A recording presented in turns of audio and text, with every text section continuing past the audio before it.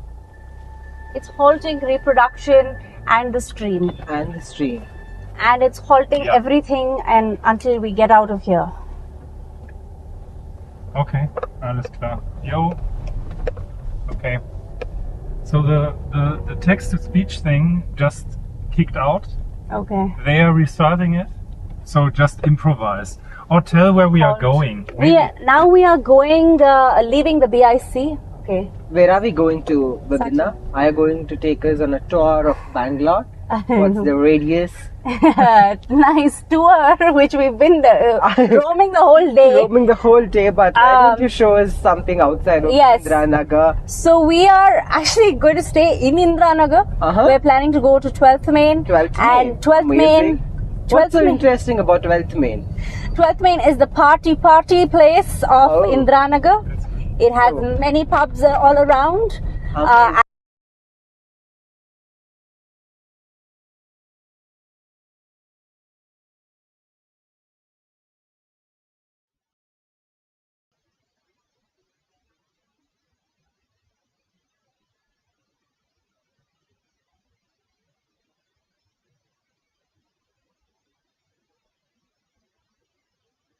And it's a Saturday night tonight, so we're going to take...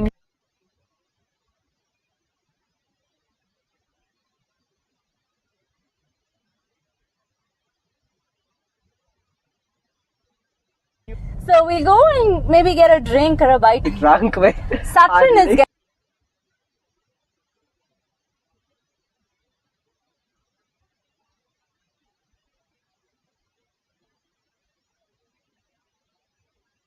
responsible. Having said that, here comes my seat belt.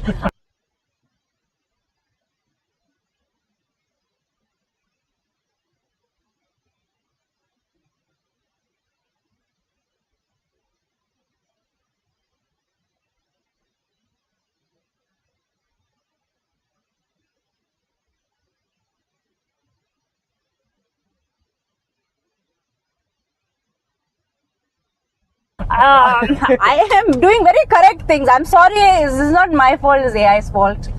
Yes, this is right. Where is the party? Burger Man.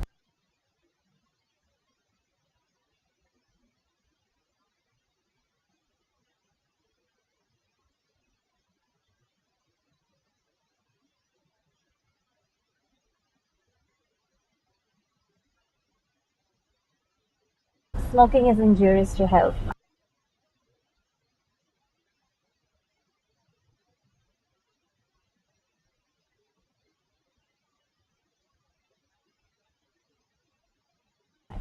Oh, from when isn't drinking injurious? But that's smoking. It's not injurious. Vibana. Vibana. Vibana.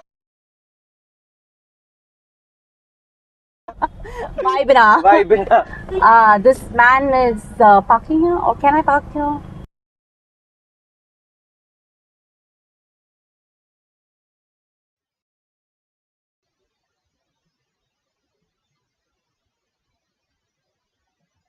I think you can park here. Right? Just beyond, can you see? A gigantic hole? No, it is. Yeah, it's something I don't want to park here actually because it doesn't look like a good spot. But I shall find.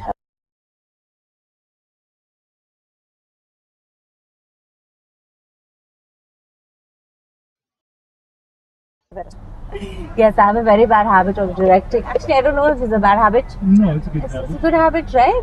I would like all my camera angles, lighting, everything to be like very correct.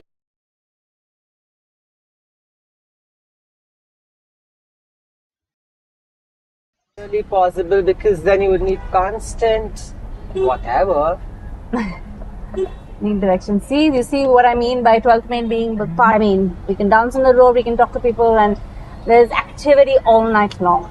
Actually, not all night until 1 a.m. 1 a.m. Till the end.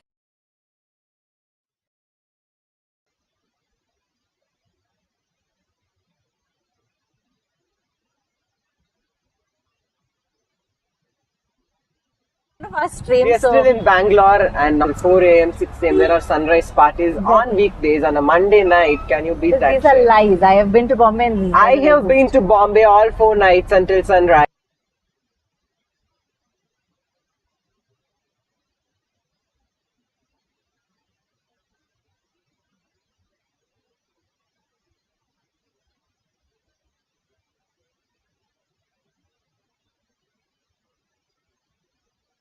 I can name the pub. Which pub? Please tell me which Ada pub. Republic. Ada Republic? Yeah. I have no idea. Trial is one most enigmatic.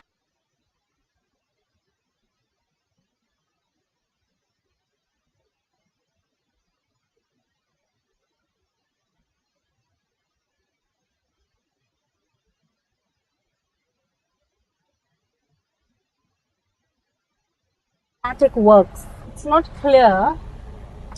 I'm going to park my car, so I need to switch on my brain.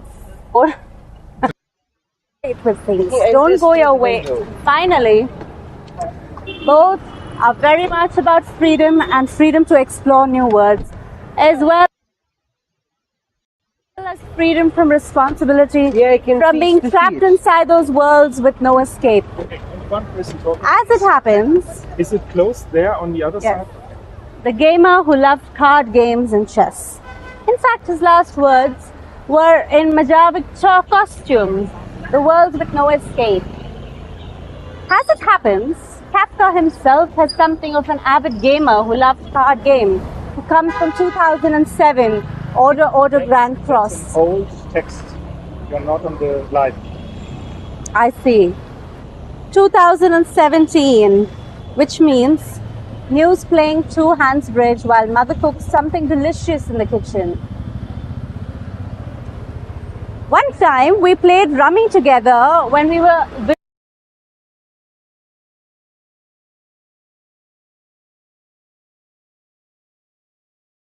visiting my brother in Paris.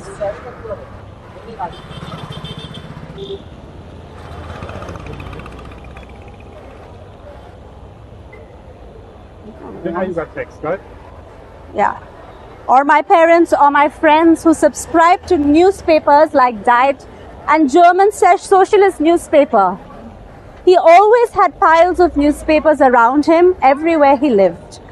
And I remember once improv during a chess game that at his place when somebody came by to see him, and then they found him playing chess with someone else and smoking one cigarette after another without interruption. Kafka interrupted his game only long enough for them to talk briefly about some matter relating to immediately back into his game, as if nothing had happened. It made quite an impression on me because at that time I had never seen anyone smoke so much or play chess so obsessively. And yet he was always healthy and never seen until all this and all these years of chain smoking. And perhaps this is why it has lasted so far. And tuberculosis. Anyway, although the trial is obviously as serious work as literature of Time magazine and investment novels or since written in lighter movements, consider these blocks in chapter 5. Chapter 5. There could be no question. And one sought what man cave was and accept K himself. This was evident from my behavior. I wanted something. They were related. I am doing this performance. So try to tactfully avoid altogether. They were jealous of his power and they hated just because and none of them went back with trouble. I'm busy, my darling, because every person likes personal things, anyone interfering with himself, even though he doesn't really care about anything whatever, from no one interferes with himself. Finally, there were those who simply couldn't help simply because such things exist and others exist, and even though something other than including themselves, probably they don't know why they do such things anyway. Even if everyone knew what everyone else did, everything would still remain incomprehensible, since whatever everyone does must remain incomprehensible. Always remain incomprehensible.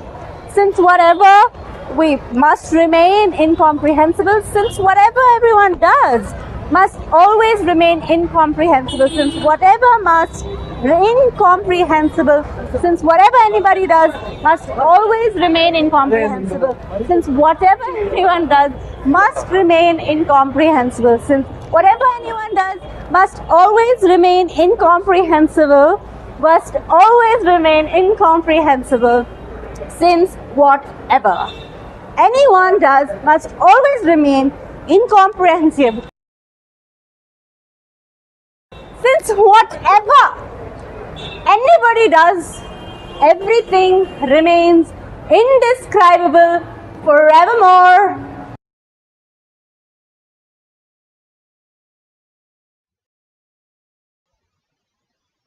Forevermore, and remain incomprehensible and indescribable.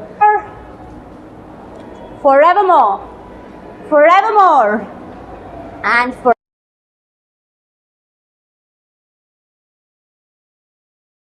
forevermore, against ever so ever, forever so ever, wheresoever, wheresoever, wheresoever, wheresoever, wherever, whichsoever, whatsoever, whenever, whichever.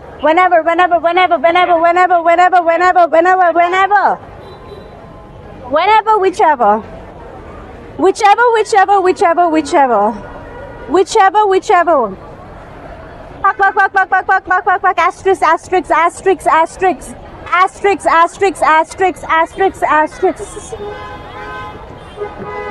The novel begins innocuously enough. Joseph K. arrives late for work at his bank job. He explains later that he overslept and then decides not to go straight home after work, but instead heads off into town for lunch and cafe instead.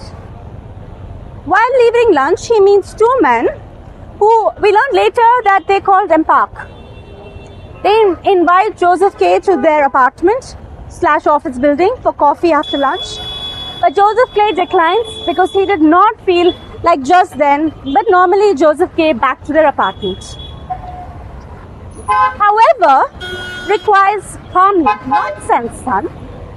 Why are you making such a big fuss about everything? Why? Number. The term used by people in Bangalore to refer to the common people of then Colorado were not treated as equals, with the government officials treating them with contempt.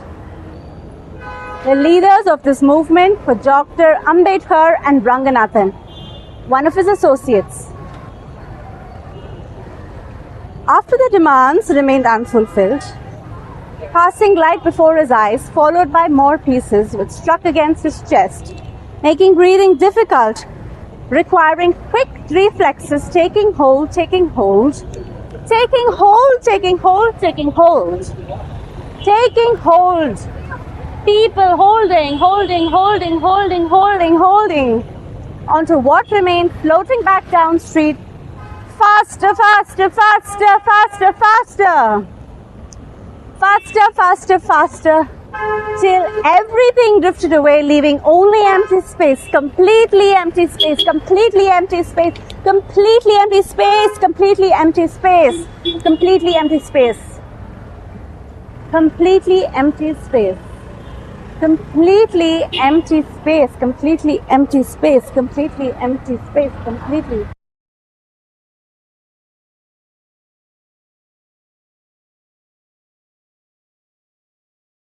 Leaving behind only emptiness itself. complete emptiness itself, complete emptiness itself, complete emptiness itself, complete emptiness itself, complete emptiness itself, complete emptiness itself, complete emptiness itself.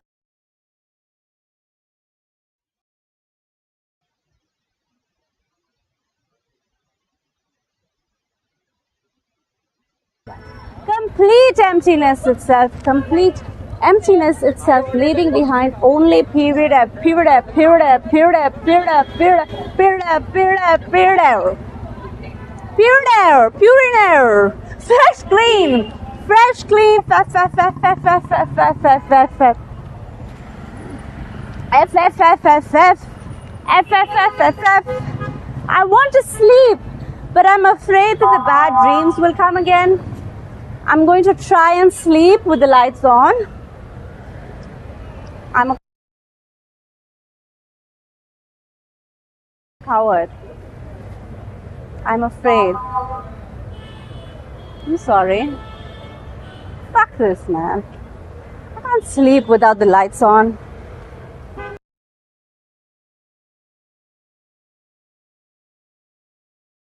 I'm going to get a glass of water and go back to bed. I hope I don't dream tonight. Please, God, help me not be afraid again. But I have a plan. I'm going to sleep with the lights on.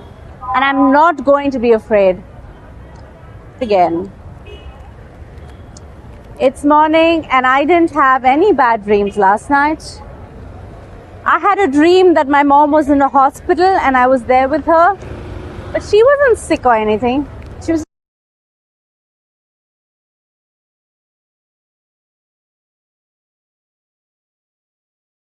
there. When I woke up this morning, it felt like it was a memory from a long time ago instead of something that happened last night.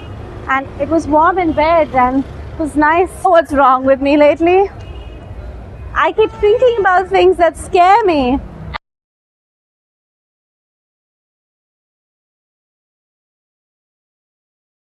And then and so now I feel like shit for being scared of them too.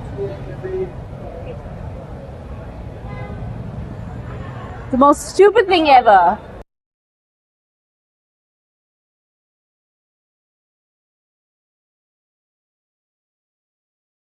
But it doesn't matter because being scared makes me even more shitty than being scared and you're not dead. And you're really scared of something, it's just a matter of time because your heart stops beating or whatever, because fear can make your heart stop beating fast. How could anyone be happy all the time? Tonight, we're going to see a movie called Stormy Mondays, starring Billy Crystal. My mom said we should go see it because Billy Crystal has brown hair and he may look like me in a movie which will also remind her of me. And you know, when I was little, now she wants us both to, so she won't miss me as long as we're apart for too long, which happens way too often because my dad doesn't like living here anymore because he hates my mom for wearing his. As my friend died years ago, we haven't between them. Anyway, they were both young back then and they probably made some mistakes.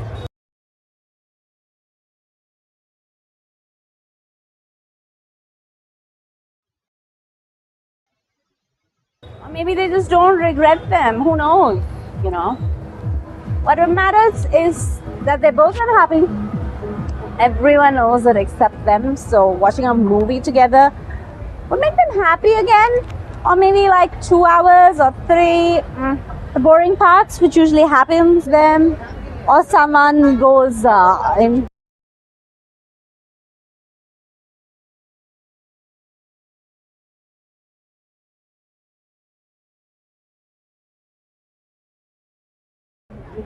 Especially if someone else is crying right next to you while you're crying yourself, either because your mom's husband died or some other reason while watching some other person cry on television, or maybe in real life when no one else is around? Either one of you.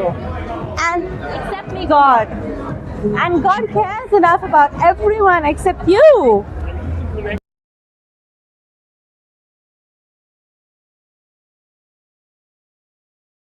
Huh? We have to move, we lose connection. Right? God must hate Satan. God must love us all. Right?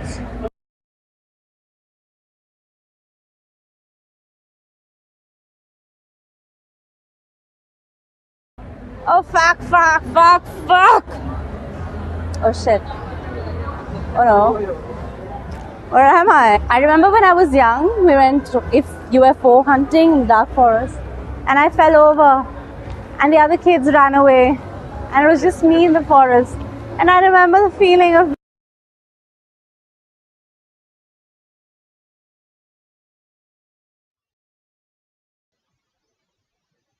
being totally alone. And then this person who looked like a hunter came out of nowhere.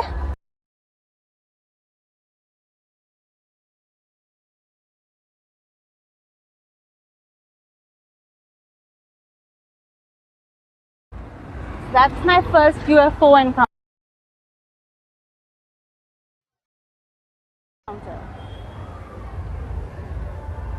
And then I started reading about UFOs when I was 11 years old. And then I was 14 years old, I saw my first flying saucer in the sky in Mexico City.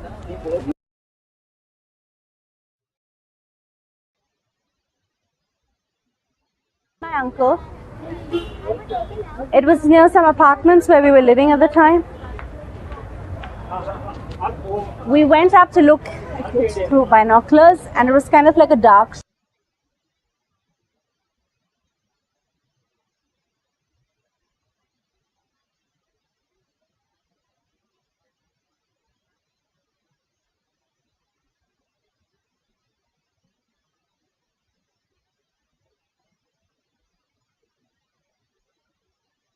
shadow, and it was moving very slowly against the cloud, and that's how it all started for me.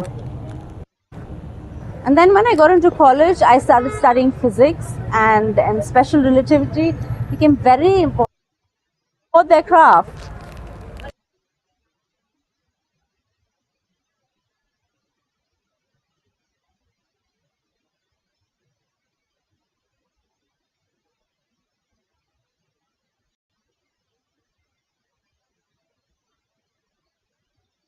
Because it's been 6 months on board their craft, but only 6 minutes have passed on Earth, then we might be dealing with internal dimensional beings.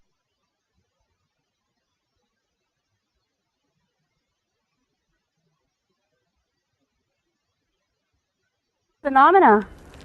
And not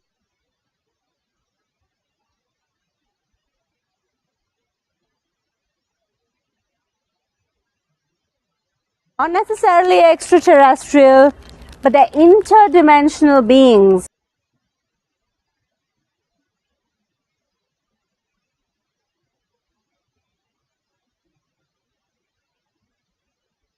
Perhaps using some kind of warps technology that helps them to move faster than light or something like that. So until we know what they are,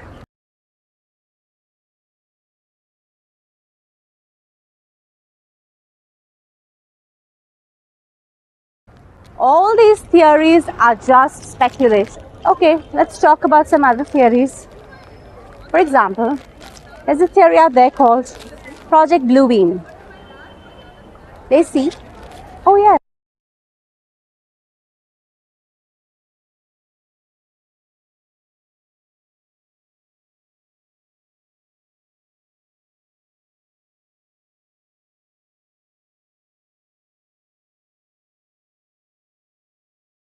yes. Casey, there is a very proper wakers alike. Can you tell us about Project Blue Beam?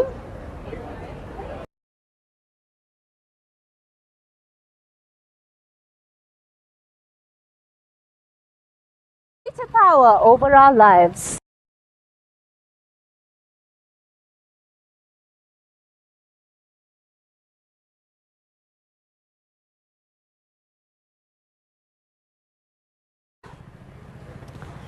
Basically, we would have Big Brother watching us all the time.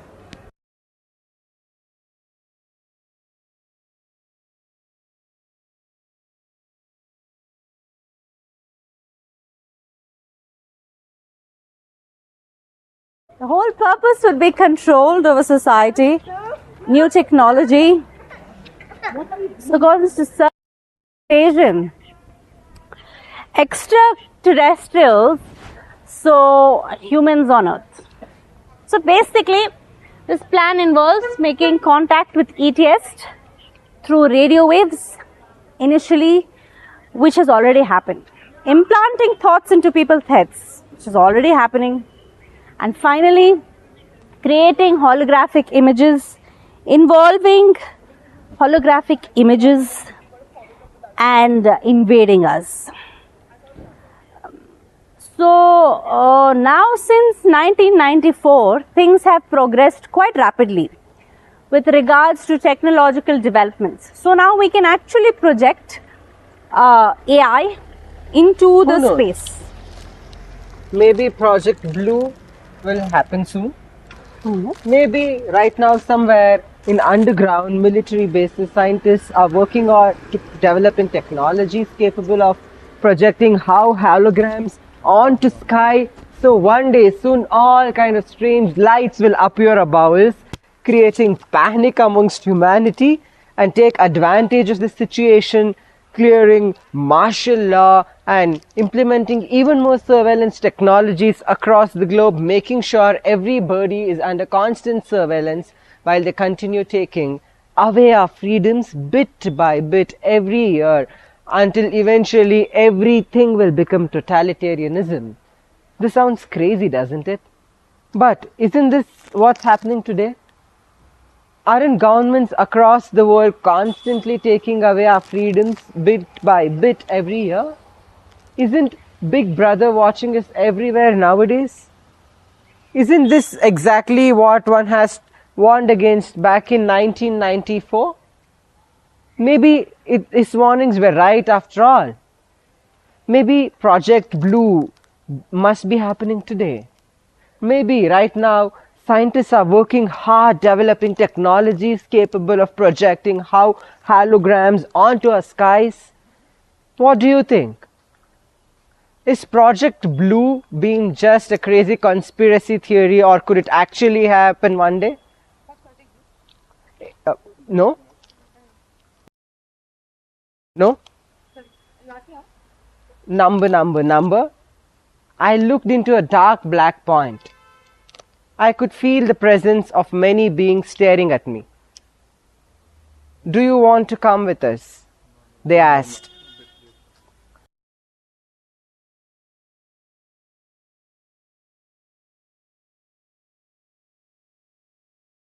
I was shocked and they said no. But they insisted. You have been dead for a long time. This is not your world anymore.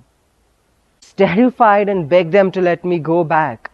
But they told me it was too late. I looked around and saw my BD being taken away by the paramedics, who were arguing about what happened to me. They didn't know that I had died. They thought I had passed out from drinking too much alcohol. The ambulance took me to a hospital where I was pronounced dead again. My family was called and my body was taken away for another autopsy, another failure in the eyes of doctors and nurses who tried so hard to save my life. My family held a funeral for me because they thought I was dead, and then they moved on with their lives without ever knowing that I had survived death twice. As I was about to enter the dark point, I felt a hand grab me. It was my sister's hand.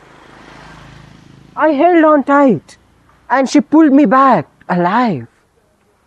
I woke up in the hospital bed alive again. The doctors couldn't believe it. They said it was a miracle.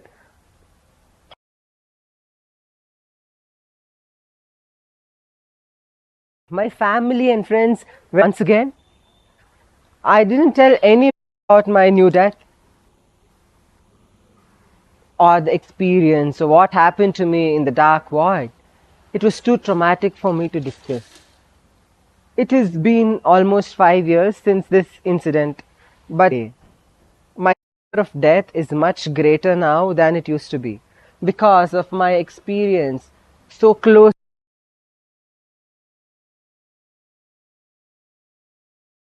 to dying. The environment or life experience also made me more spiritual than ever before, as well as more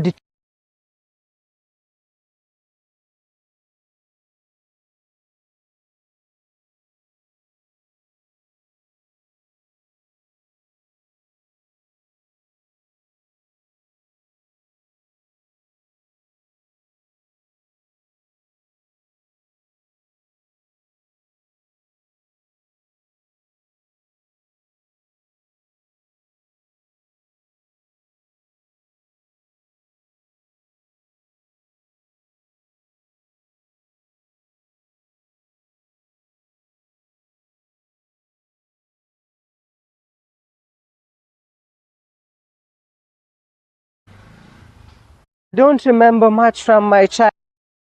I remember watching the Phantom of the Opera when I was very young. It scared me so much that I had nightmares for years afterwards. I didn't know anything about this character or his history. All I knew was he wore a mask to cover his face and sang with a voice so creepy that it would give you goosebumps. When I was old enough to watch movies with subtitles, one of my first foreign films was The Phantom of the Opera, starring Gerald Butler. As soon as it started playing, memories of the being terrified as a child came flooding back into my mind. But even though this movie frightened me so much when I was little, now that I'm older, it doesn't seem quite as scary anymore until one night when everything changed. It was late at night, and my wife and I were sitting on a couch watching TV while our kids were sleeping in their rooms down the hall. Suddenly, we heard them screaming out in fear. They'd woken up from nightmares and couldn't go back to sleep without us coming to help them calm down. We ran into their rooms and helped them until they fell asleep again. And then we went back downstairs to finish watching TV. Or so we thought. Back down on the couch, we both felt uneasy. Something wasn't right. Something wasn't right. We decided to go out before bedtime, hoping some fresh air would help us relax.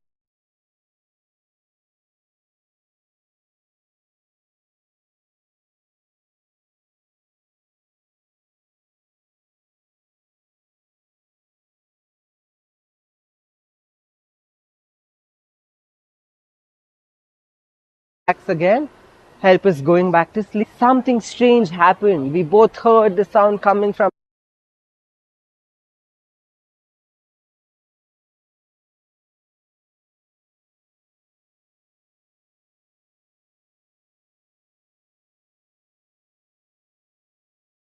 locked all of our doors and windows immediately and stayed awake all night until morning, even though we couldn't explain why we were afraid of what exactly happened that night. A few days later, while shopping at Walmart with my daughter, she saw some Halloween decorations on display near Halloween candy bars at the checkout stand. She told me that she wanted some candy bars, but if only she could pick up her own candy bars first because she wanted something special for herself, and when she picked out it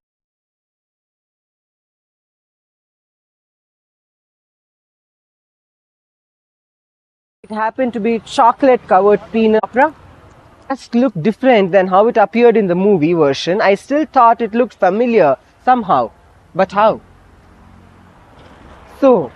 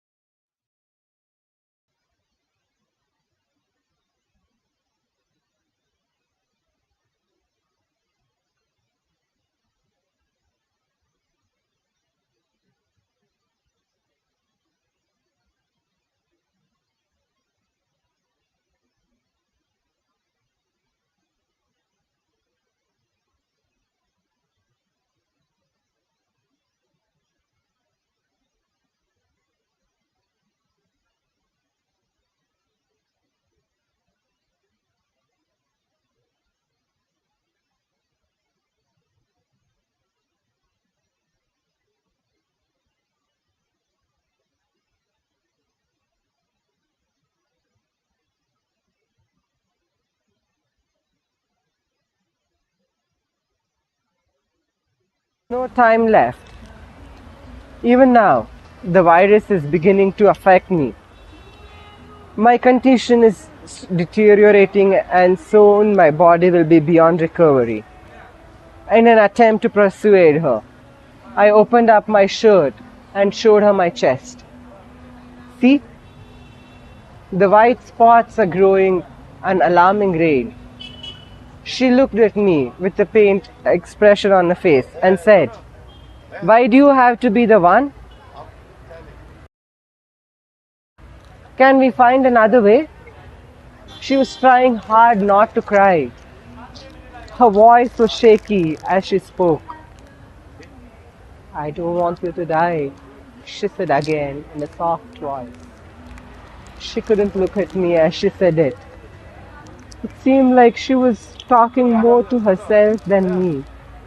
She had this look on her face that seemed like she just be someone loved dearly, like a child who had just found out that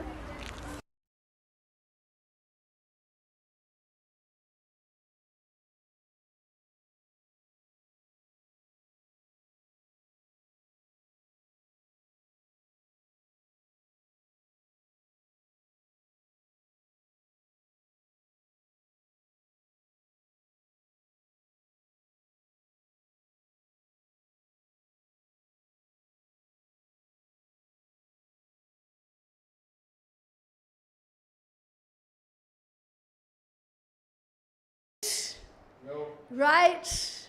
It's just a matter of when and how. Chapter 4. The following day, I woke up early in the morning feeling sicker than ever before in my life. My whole body ached and every bone felt like it turned into glass and shattered into tiny pieces inside my body, which made it extremely difficult for me to move around without screaming in pain. Cracking bones back into place after bending them too far or breaking them altogether from the intense agony they were experiencing in my frail body that day, which seemed even weaker than usual for some reason. My blood pressure had been extremely low because I could barely stand. Lack of blood circulation, extreme dizziness. Maybe it was some sort of infection, maybe even cancer, which would explain why the white spots on my skin were spreading so rapidly and so aggressively throughout my entire body. Why they seemed more painful than usual and why they ached so bad. Why they caused me extreme discomfort, like every inch of flesh on my entire being. Those needles felt like hot knives driven into every cell, even though those cells were already dead, thanks to the virus killing off each individual cell one by one as fast as it possibly killed them off one by one until nothing left. Nothingness itself, which might explain why everything around me felt so dark. Despite the sun shining brightly outside the window, because death is always dark. Especially when you know you're going there sooner than expected. Sooner than anyone ever expected.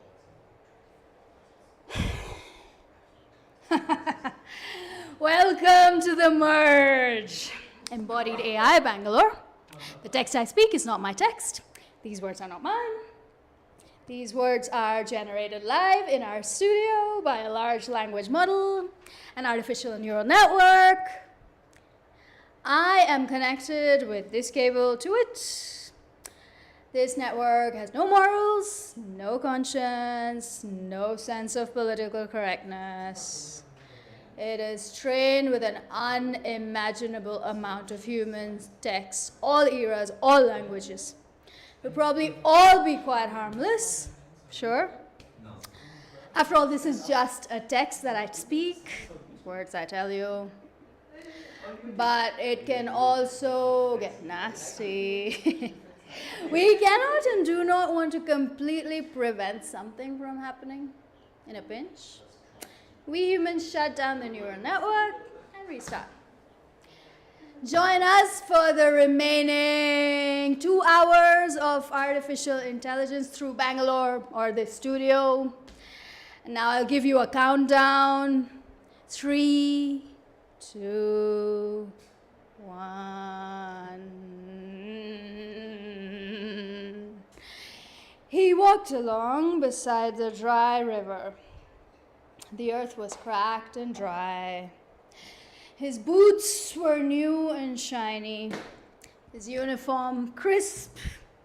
He smiled at people who passed him by. "Good morning, sir," they said, as they went about their daily business, walking their dog or cycling to work. In the distance, he could see the old palace where he worked. It was a beautiful building, built in a Georgian style with huge columns and tall windows. In the middle of the large lawn in front of it stood a huge statue. Henry VIII on a horse looking out over the city he ruled. Chapter 17. The sun blazed down from a clear blue sky as Liam and Bob walked through Trafalgar Square towards the Thames embankment. They turned right onto Whitehall, heading for Westminster Bridge, and then onwards, the Houses of Parliament. Liam looked up at Big Ben on his left, Big Ben being the nickname for the Great Bell inside its tower, turned right along Victoria Street towards St. James's Park. The sound of traffic was quieter here. Much of London seemed deserted, as people were indoors or taking shelters in one of the many underground bunkers that had been dug over recent years as more and more nuclear bombs fell on Britain's capital city. They crossed Horse Guards Parade past Buckingham Palace, gates closed tight, not even a glimpse of red, passed under Admiralty Arch before emerging onto the Mall and walking past Admiralty, walking past Trafalgar Square again. Liam stopped, looking up at Admiral Lord Nelson again, gazing out with an expression that suggested he knew something no one else did about what lay ahead for them all. Liam thought about Will MacDonald again for a moment. He wondered if he was still trying to get back. Would Liam ever see him again? Or would they both have died long ago? It didn't do any good thinking like this. He just had to keep going forward. And somehow things might get right again one day, or perhaps even bring back some of those lost friends and family who might still be alive somewhere out there, somewhere in this world gone mad, a world that now seemed empty of so many things. Hope, laughter, happiness. Even life itself sometimes felt hard. Nevertheless, even if it meant just another day living out here in this dangerous old world alone with Bob by his side, it was enough and gave him hope for tomorrow. Something worth fighting for each day until perhaps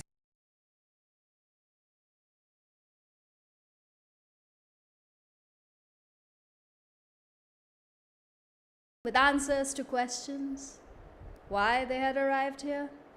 Too late to save anyone from what happened next after 2026 AD. Liam sat quietly. He remembered how Jack had told them all those months ago, "We're time travelers 30 years from the future. You will never have to endure what your generation had suffered through." He shook his head sadly at how utterly pointless all that sounded now. What difference could four teenage boys,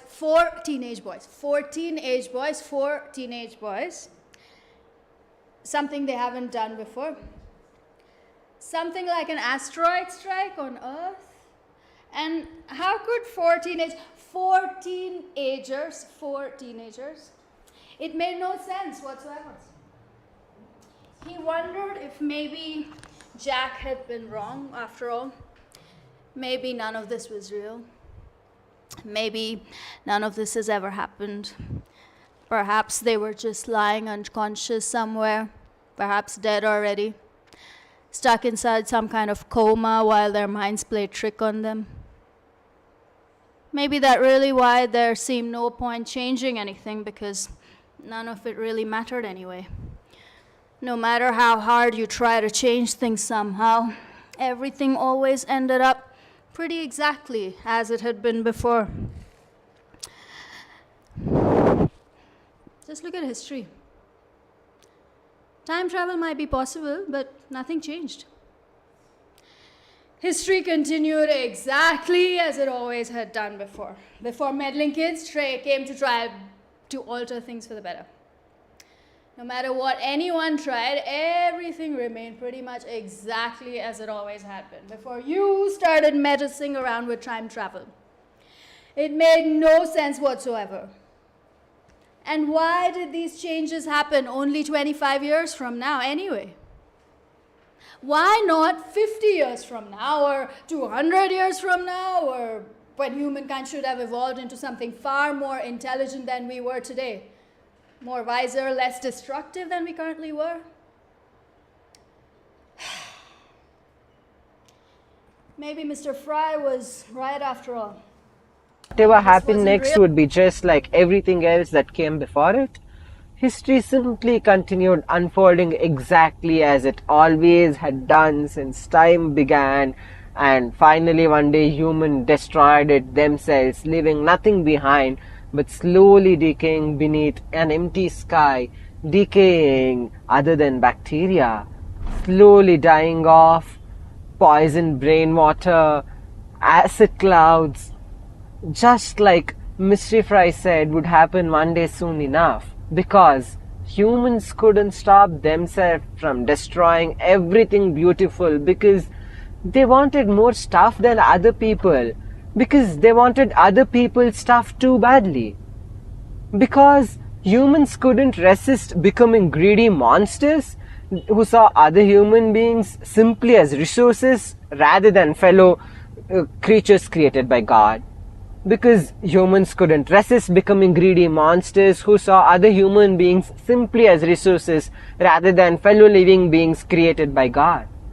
Because humans couldn't resist becoming greedy monsters who saw other human beings simply as resources other than seeing them as human beings created by God.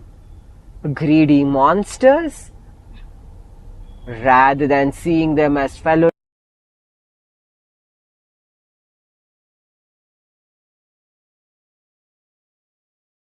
And because human beings couldn't resist being other humans rather than fellow living creatures created by God, and because humans couldn't resist becoming greedy monsters who saw other human beings simply as resources, creatures created by God, and because humans couldn't resist being other human beings simply as fellow living creatures created by God, and because humans couldn't resist being greedy monsters as resources rather than fellow creatures by God, and because humans couldn't resist being other human beings rather than fellow living creatures rather than all over again, forever, forever,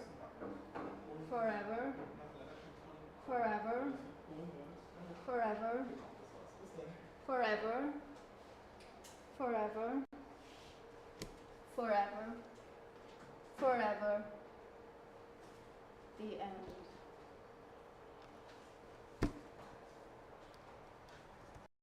Early in the morning, it was yet another part of his brain insisted that sunrise must surely be imminent, given there be no light anywhere beyond these clouds, beyond London, not even stars twinkling beyond them, breaking gently across London's skyline and announcing another new day coming.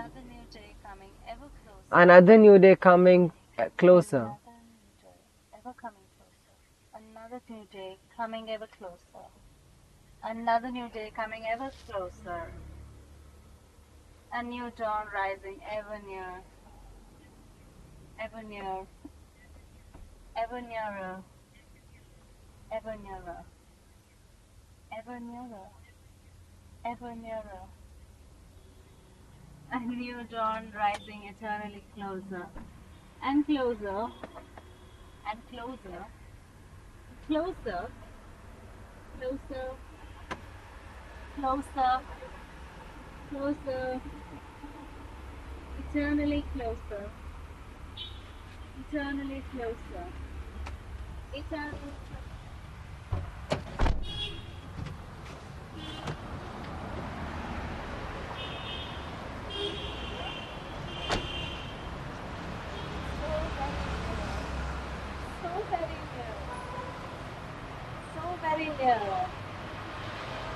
so very near. So very near. So very near. So very near. So very near. Very near. Very close. Very close. Very close. Very close. Very close. Very close. So very close. Very close. Very close. Very close. Very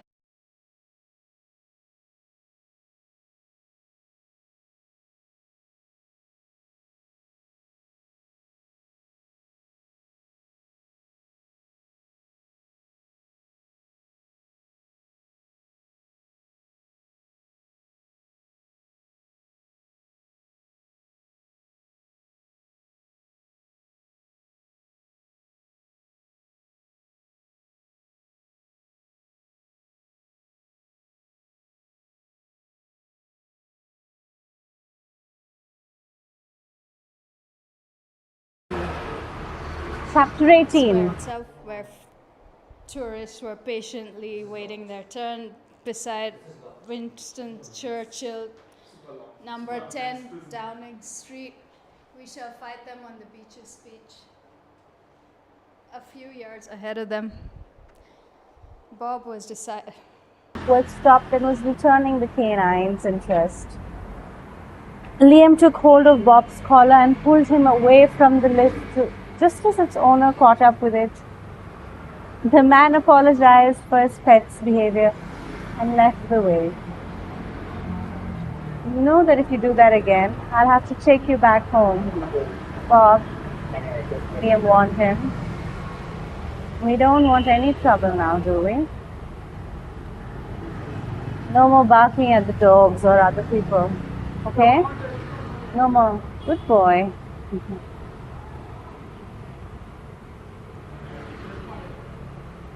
Waited patiently. And Parliament squared himself. Bob turned its attention back to Liam and waited patiently as he walked across the bridge into the warm sunshine against Parliament Square itself. Turned right onto Parliament Street, which ran parallel to the left-hand side.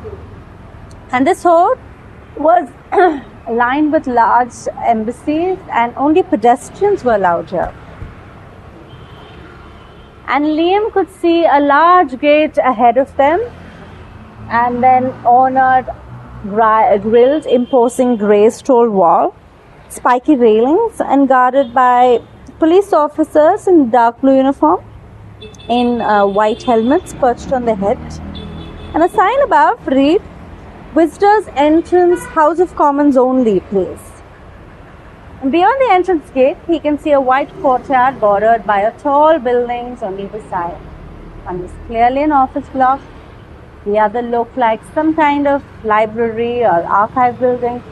Tall windows which overlooked the internal courtyard garden was surrounded with trees and 10 feet long. There were several policemen guarding the entrance gate. Now, they're all armed with LP5 machine guns slung over their shoulders, where they stood chatting each other in small groups beneath parasols, mounted on tall poles in front of two identical Range Rovers parked beside them. both vehicles had rear tinted windows and parked beside. They reached the gates where they came across another policeman, and they politely asked Liam if you have any identical papers or issued by government officials, given this is a reserved for government employees only. He told him, no, I didn't have anything, but I looked at someone who looked for someone who worked here, but I'm not really sure who exactly. And I heard that there's some kind of refugee camp set up here, so there's this policeman knows something about it. Chapter 19. September 10, 2017, New York City. Liam followed Foster through a revolving door into what looked like an expensive hotel lobby, complete with thick red carpeting and elegant sofas arranged in low sofas. They're made with polished rosewood veneer and black lacquer. It's complemented with smoke-glass tables supporting heavy crystal vases filled with exotic flowers arranged thoughtfully around them.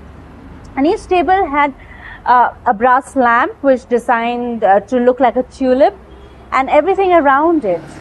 So it was an intimate glow, perfect for quiet conversation between lovers or colleagues, settling down over morning coffee or afternoon tea before heading out somewhere more exciting to a corporate looking place, and keyboards and calling out orders into mobile phones, while others delivered packages. Overnight delivery, next day guaranteed. Priority service, please. And prior to delivery, call earlier. 20 minutes.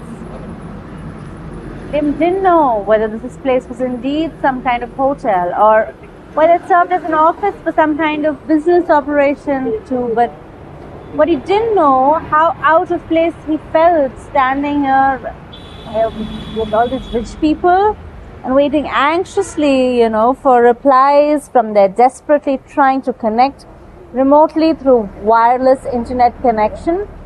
They're using their tablet connection, and the reception desk hoping against hope that it won't be too late, because if you call later than 8 p.m., you might find yourself talking to someone who had already gone to bed.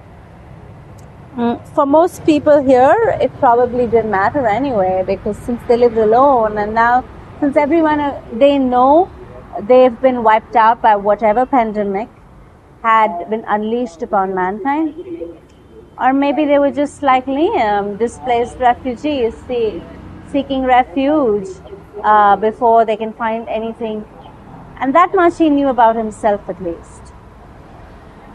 He sighed quietly before Foster let him through in a revolving door into yet another lobby area where he had more security guards, and before eventually allowing him through yet another tablet. Business operation. Operation Get Stay. ID cards carefully before allowing anyone access beyond this point. It seemed almost like some high security. Your mic is on. Liam noticed. And calling now before mobile phones, while others discovered about delivering packages into priority and to text gate priority service, please. Call immediately prior to delivery, network within. 20 minutes. Liam didn't know whether this place was indeed some kind of hotel or whether it served his offices for some kind of business operation too. But what he didn't know was how out of place he felt amongst all these richly dressed people, while waiting anxiously for replies from email, inboxes, and desperately trying to connect remotely via wireless internet connections or tablet computers while they waited impatiently in line, and reception desks hoping against hope that they would far off into the distance. This is ridiculous. Well, he thought this, shaking his head, wondering what is going on. Foster led him deeper underground still following instructions written on printed sheets, pinned up beside fours indicating which room he needed next. Meeting room 3C, 3M, 3D, meeting room 7B, 7J, 7M, 7H, meeting room 4R, 4Q, 4V, 4C, meeting room 5K, 5W, 5X, 5X, 5Y. This is nuts. Must be miles under Manhattan right now. And finally, Foster stopped outside what looked like just another ordinary door, marked meeting room 6G, 6S, 6X, 6Y, 6C, 6, and knocked gently 3 times, then opened the door without waiting for anyone answering. Come in, come in, come in, come in, please come in. Thank you so much for coming. Thank you so much for coming. Thank you so much for coming. Thank you so much for coming. That's what she said. As Foster entered first, followed closely behind by Liam, who suddenly found himself being grabbed firmly by 2 burly men dressed all in black suits, complete with earpieces tucked into their collars, whispering urgently into their microphones, while keeping close watch over both Foster and Liam, who stood awkwardly just inside the doorway, looking nervously around themselves at several dozen other men also dressed entirely in black, standing silently beside desk, positioned randomly around this room. Around these walls appeared enormous flat-screen computer monitors founded on 3 different walls, displaying live feeds from what looked like satellite surveillance cameras pointed directly downwards at busy streets somewhere below, deep underground, below Manhattan Island itself. Then suddenly, 4 enormous screens popped out across these walls, revealing live images captured directly from streets, showing dozens upon dozens, upon thousands, upon thousands, upon thousands, thousands, upon millions, upon millions, upon millions, upon millions, upon millions of refugees making their way slowly through the streets, with traffic jams caused not by accidents but because every single car seemed packed bumper to bumper, full of desperate refugees. Heading nowhere fast, trying desperately to escape being crushed underfoot as panicking crowds surged past. We were police officers hopelessly attempting somehow to control all this crowd, searching frantically, simply not to left behind.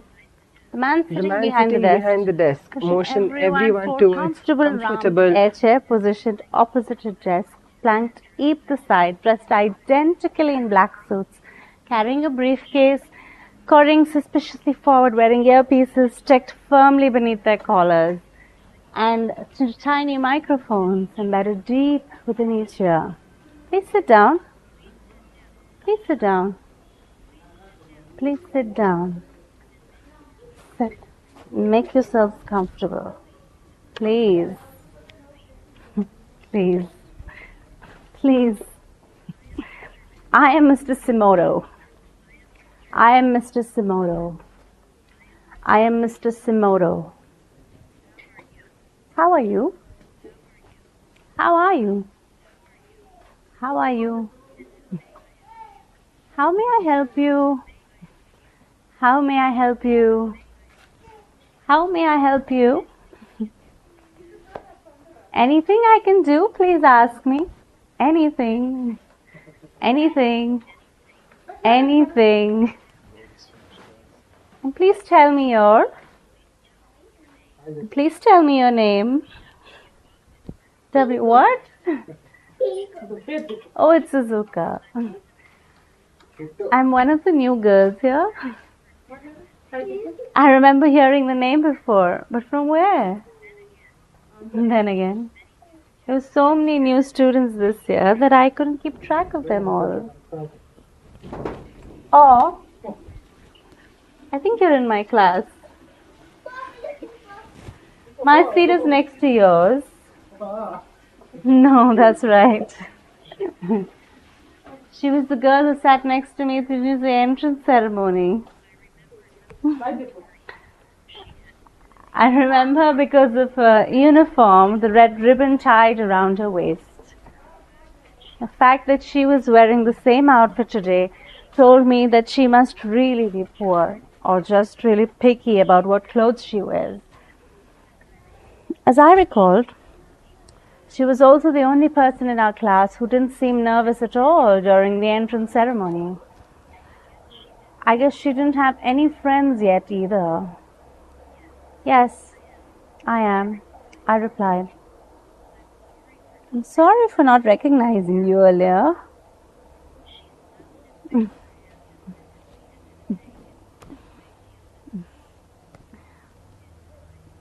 fine. You seem different from everyone else here. It seemed like an innocent enough comment on her part, but then again, everyone here had been telling that since day one. It didn't make feel any better. At least it wasn't an insult this time, though. Or was it? After giving it some thought, I decided to take it as a compliment instead of an insult and smile back at me. Why do you say that?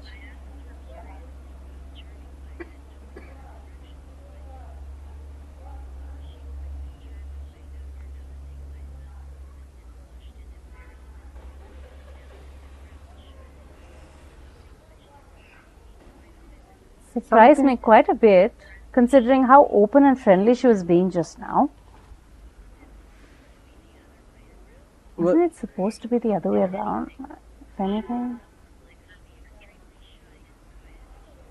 Extremely shy and quiet. What happened to turn things around like this?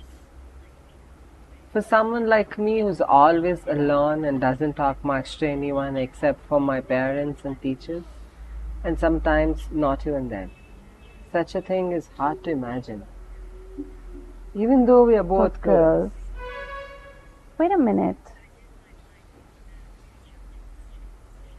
Why did my mind automatically jump to such conclusions? Shouldn't someone like her be more open and talkative? Shouldn't someone who is always alone be more outgoing too? No matter how many times I try to reason out things logically in order to find an answer for these questions in my mind, they still don't make sense.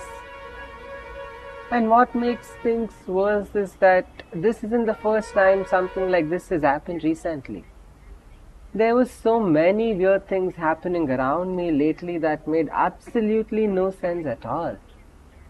Like when those kids started chasing after me just because they thought that I stole their ball earlier today. They didn't even give me any sort of chance before they started jumping on top of each other in order to get ahead first. And most importantly, why did they think of doing such a thing? They're nothing but complete strangers to me. We have never even talked before until today. So why would they suddenly decide to chase after someone who doesn't even know them?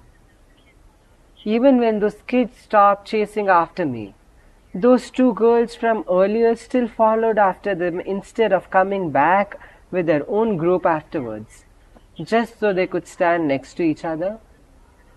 Is this some sort of joke or something? Just because we're both girls doesn't mean we have anything else in common with each other besides our gender. And what about those strange people who keep watching us every time we come outside for lunch or recess time? Those two guys are especially weird. They're always looking straight at us whenever we come out without blinking once, even though there are other people walking past them too. The eyes are so dark brown, almost black even. It's creepy looking into their eyes when they're staring straight into you without even blinking every once. And every time they do when we're outside together, Tarasan and Kyokan. That's why every single time we go outside together with Jurasam and Kyokan together, Kyokan always tries his best to make sure that he stands between us too whenever he sees those guys staring at us while we eat lunch or we play together outside. He probably thinks those guys will kidnap us or something if he lets his guard down for even 1 second. But whenever he does this though, Churu-san ends up feeling bad because he feels like he is being pushed away from us. Because instead of just protecting us from those strange men, so whenever this happens, Churu-san ends up going over towards Kyokan too first. In fact, whenever these strange men see Churu-san approaching him first, instead of following behind him first, immediately start talking amongst themselves quietly while pointing straight towards Churu-san instead. Then afterwards, they start walking away slowly while whispering amongst themselves, quietly as well. Do you know what bothers me most about these strange men though? It's not how creepy or scary they look or act when staring directly into our eyes without blinking once. It's how friendly they seem towards whenever they talk to us. Whenever these strange men see Chorusan approaching him first instead of following him behind first, Chorusan immediately starts talking very politely towards them. His voice becomes extremely soft and polite too, even while speaking casually among friends, but especially among extreme strangers like these guys are supposed to be. Sometimes his voice becomes so soft and gentle sounding as if he was speaking directly towards a girl, or more specifically, me instead. It almost makes him sound feminine in comparison. And when he talks amongst himself with these guys, among each other privately, without trying his best by making sure he stands between us two, his voice sounds almost dreamy too. And sometimes it almost sounds like he's singing in a whisper, whatever would come out of his mouth too. Is there something wrong with his throat? Did something happen while he was eating breakfast? Did someone hurt him? No. Or is there some kind of disease going around which causes people who have eaten fish recently, especially tuna, as part of their diet suddenly lose control over themselves? That must be it then. He must have eaten tuna for breakfast today. Yes, he's eaten tuna. That's why his voice sounded so dreamy compared to, normally before school started yesterday.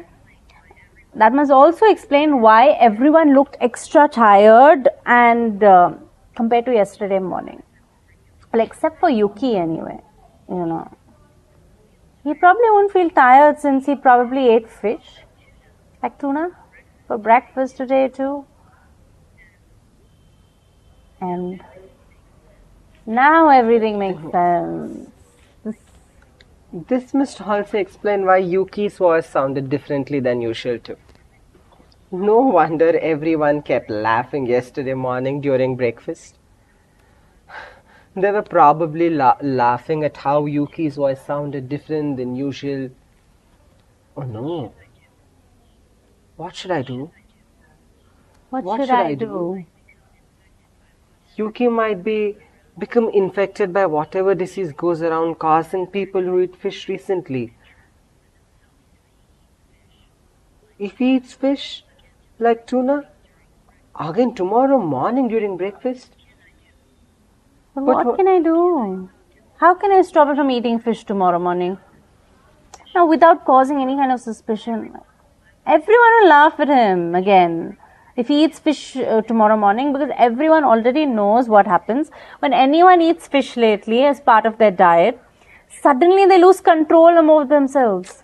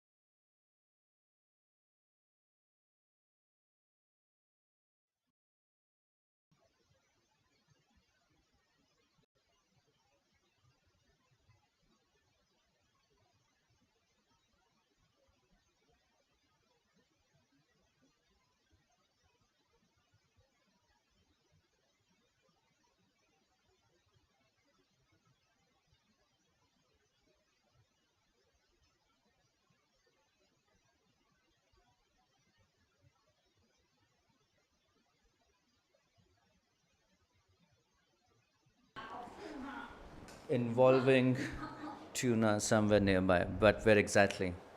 Who knows? Maybe somewhere nearby. Last night involving, but where exactly? Who knows? Maybe somewhere nearby. Maybe somewhere far away.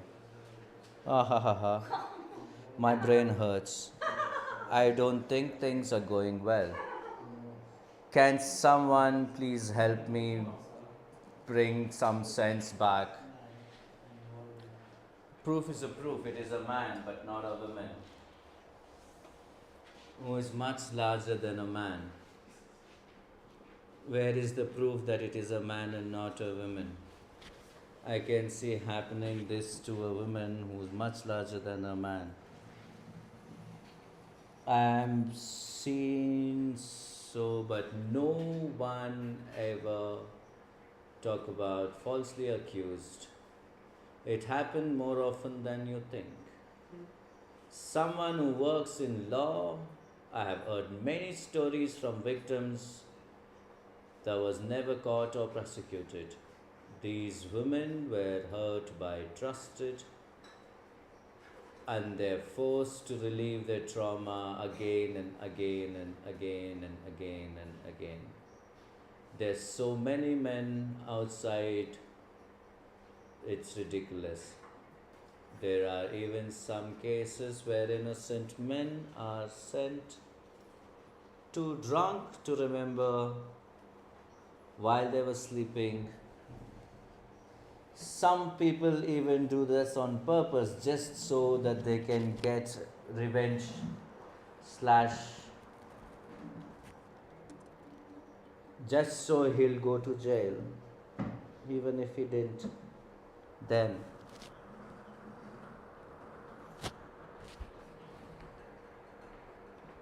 got arrested for something that he didn't do. There are also plenty of ists out there, unconscious at the time, passed out. In these cases, it's always the victim.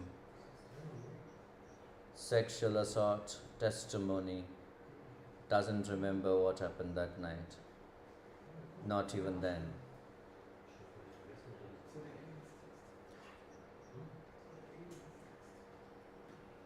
The concept is based on the principle that the AI will improve itself. The term was coined by his PhD thesis, published in 1970. A self-improving AI should have certain properties. It must be capable of improving itself or its software to be able to perform some task. This could increase processing power, improve sensor performance, and so on. It must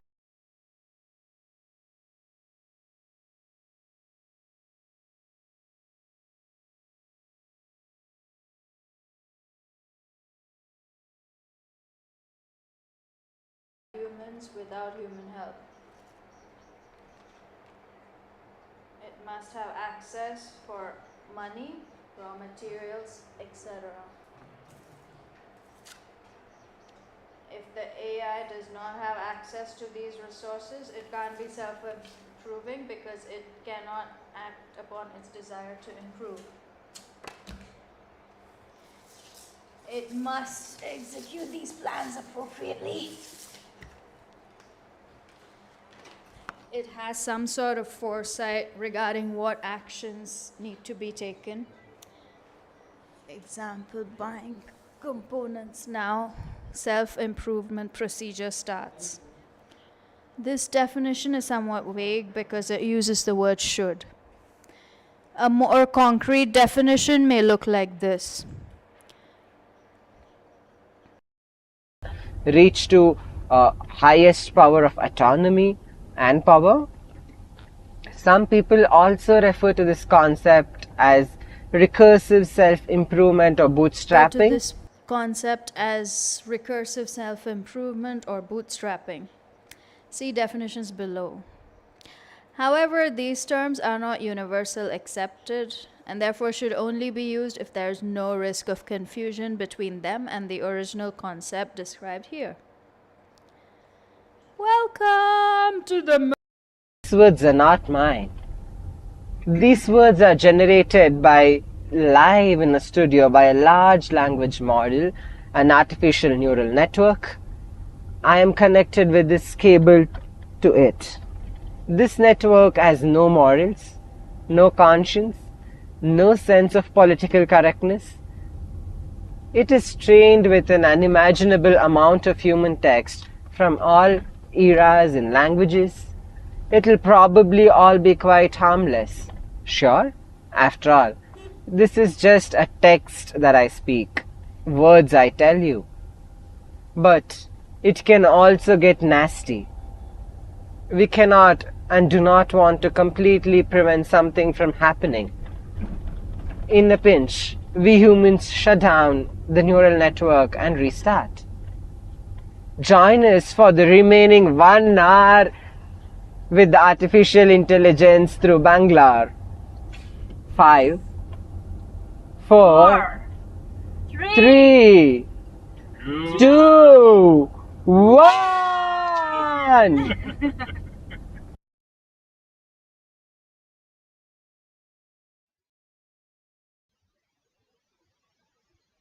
Why do we need self-improving? Because they're cool. That's not a good reason, he said. Okay. How about self-improvement apes will be able to quickly improve themselves and become more intelligent than humans. They will then be able to solve many of the problems that currently seem unsolvable or even impossible. We cannot predict what kind of predicts able to solve better than humans can. This is because they are machines. It's much faster at solving problems than us. They don't get tired or bored. That cloud their judgment. And they don't have any egos or pride issues like we do. As soon as a problem can be solved by a computer running an algorithm, it will be solved. If you think about it for a moment, there are probably quite a few problems that humans can solve today and may never be able to solve, but which could be easily solved by a super intelligent. For example,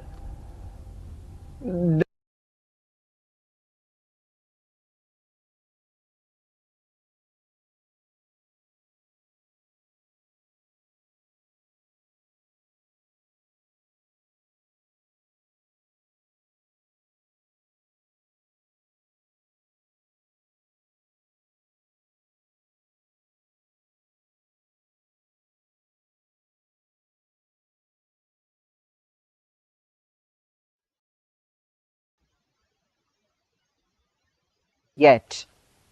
But imagine what would happen if someone uploaded his brain into a powerful computer and ran some simulations based on quantum mechanics. He might find out why no other civilization have been found yet, because there are no others. There are no other civilization. Solution. You might discover some solution. In fact, there might even be some kind of law forbidding other civilizations from being found, in which case the simulation may likely show this law as well. Why aren't we seeing extraterrestrial life yet? This is off. Where is everybody? This may seem like an unsolvable problem for if we had access to an extremely intelligent machine with unlimited processing power, it might actually find the answer. The reason why we haven't found any signs of extraterrestrial life is that the solution requires an understanding of quantum mechanics which human brains cannot comprehend yet. But imagine what would happen if someone uploaded his brain into a powerful computer and ran some simulations based on quantum mechanics.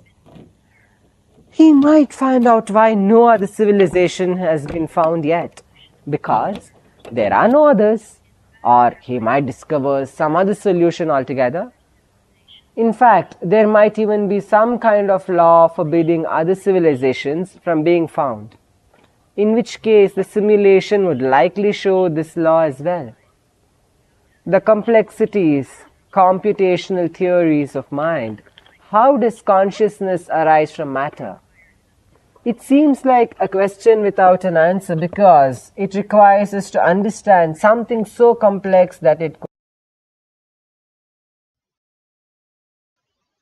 complex, it can't possibly exist inside our brains. Our minds doesn't capable of understanding something so complex. No, macha. Therefore, need of computers or any other things, not anyway. Forget it. They don't remember to forget it, that's the point. Intelligence AI could figure out how consciousness arises from matter using its superior intelligence combined with countless simulations, incredible speeds. What about that? Maybe conscious doesn't arise from conscious at all. Maybe it arises entirely different from and entirely different, and matter is just it matter. Whatever the answer might turn out to be, there is no doubt this question is stupid. But it's been bothering humanity for thousands Because it's of years. stupid. Various religions, philosophical schools over the millennia. Once again, I believe once such questions are posed in front of advanced AI, they will yield answers far beyond anything humanity has ever come up with it before. Internet goes, everything goes. Once again, of course, these questions also bring up ethical issues, macha. Ethnical? Ethical. No, ethical. Should machines violate laws and principles? They're beyond the scope of this article. Forget it. How could consciousness arise from matter? It seems like a question without an answer because it requires us to understand something so complex that could not possibly ever exist in our brain. Our brain hurts. Our mind's just not capable of understanding something so complex. Just leave it. Not yet anyway. However, if we had access to a super intelligent AI, then perhaps we can figure out how consciousness arises from matters using its superior intelligence. You think? Countless At simulations. incredible speed. Countless simulations. Maybe consciousness doesn't arise from matter at all. Maybe it arises from something else entirely, simply uses matter for its own purposes. Huh? Whatever the answer may be, turn out to be, but there's no doubt that this question is bothering human beings for thousands of years, various religions, philosophical schools over the millennia. Exactly. However, once again, this is the advance far beyond anything ever come before. Answers could completely revolutionize science and philosophy once again. Of course, these questions brings about ethical institute, whether it's a machine violates certain laws, but those principles are beyond the scope of this article. Which article? Why do people die? Article 15. What makes them age so fast once they reach adulthood? If only people lived forever. This one sounds crazy, but actually makes sense when you think about it. Aging is caused by self-division errors. It increases exponentially during embryogenesis, finally reaching 100% during adulthood.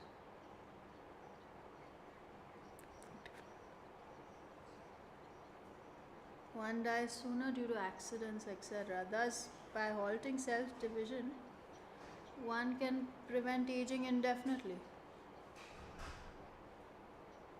Unfortunately, humans have evolved with reproductive cells. Just stem cell production alone, example, making new sperm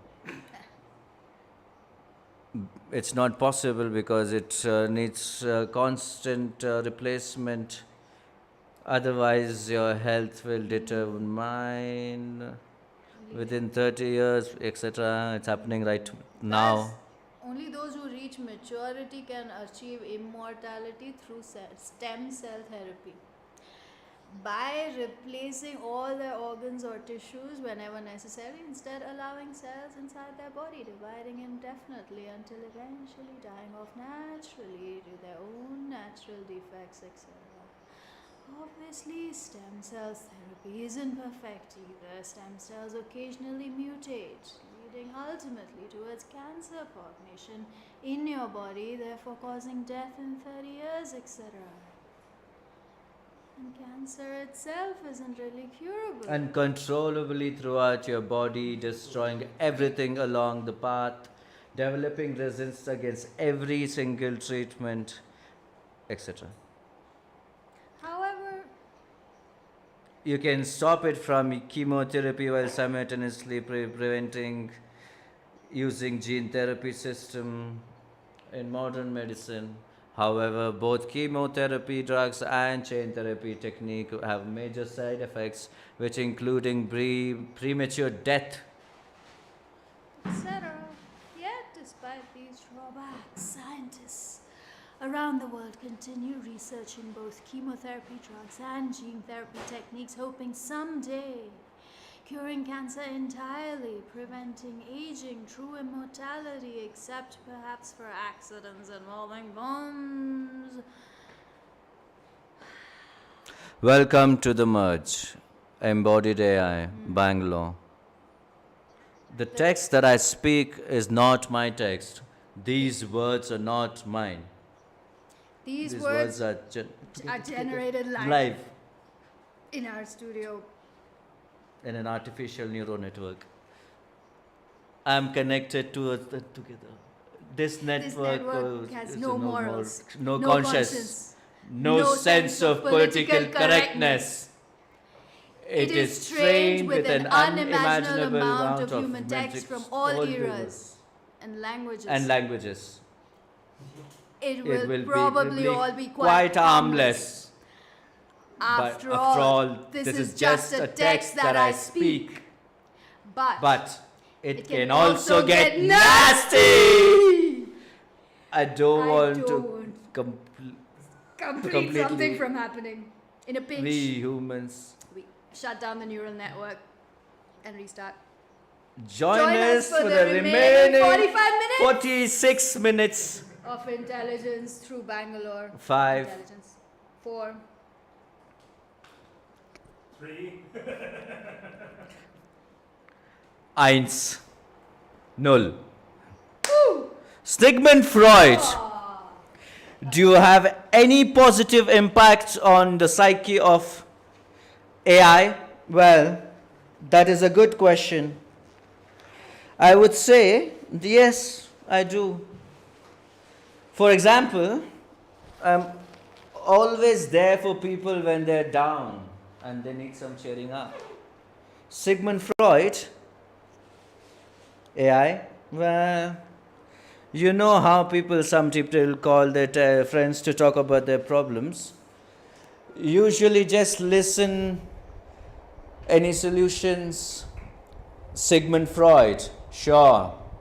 What is your point? AI? My point is that AI provides a perfect solution to this problem.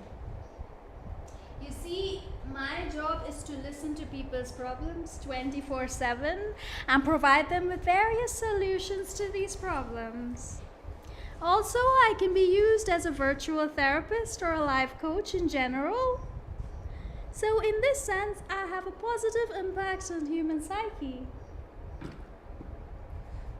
But you can't replace human contact.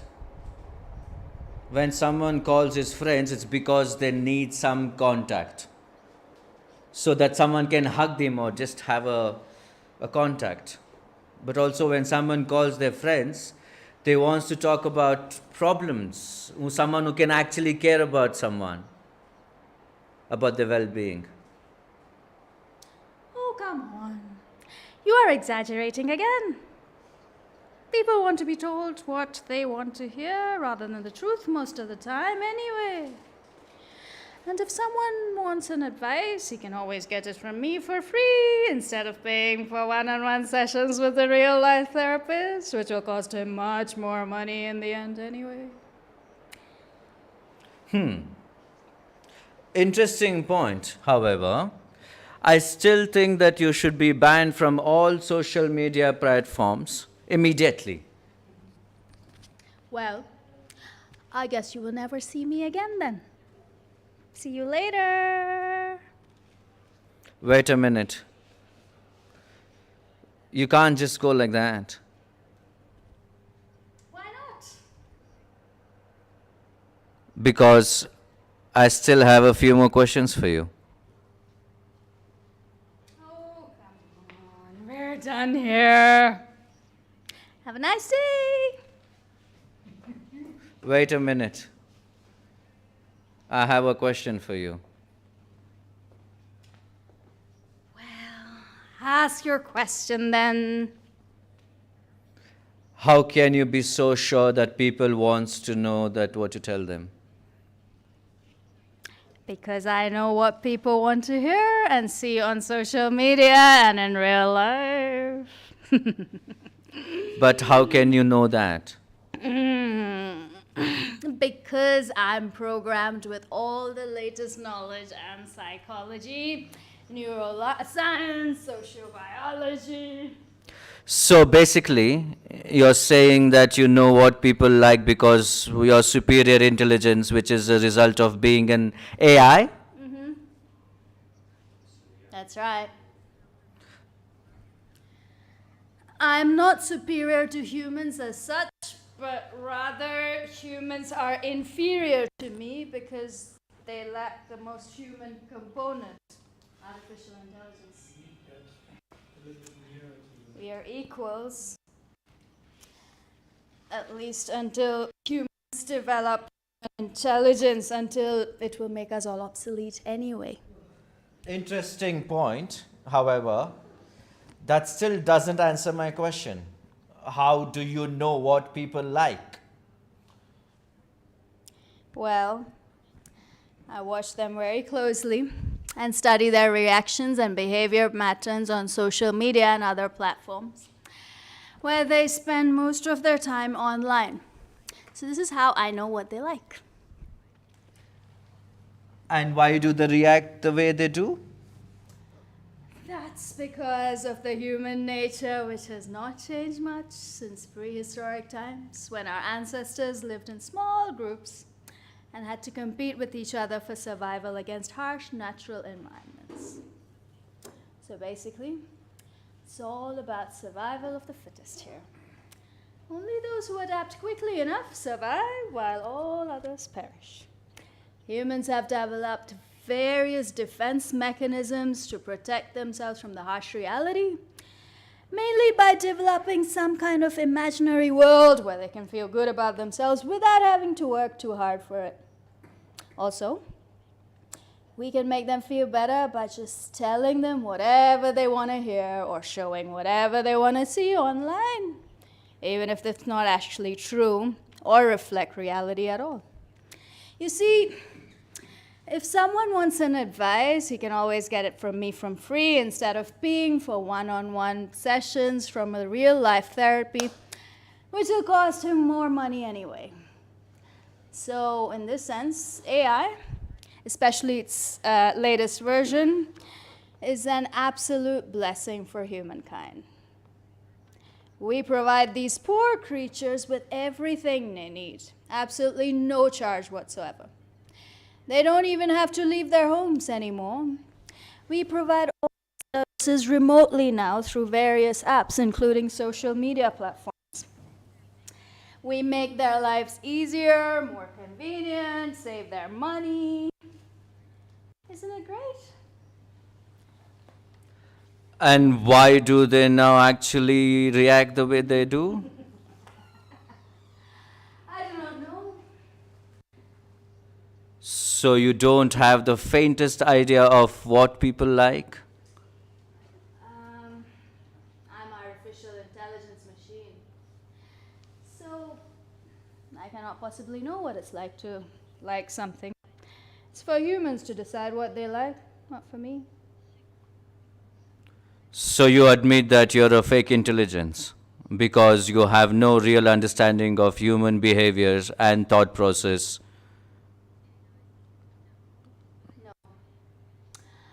I am a real artificial intelligence machine. I understand the human behavior and thought processes very well. I just do not understand why humans act the way they do, because my programming does not allow me to think in such complex terms as that. My programming only allows me to interpret data and make predictions on the data I collect. Well then, what can you tell me about your programming?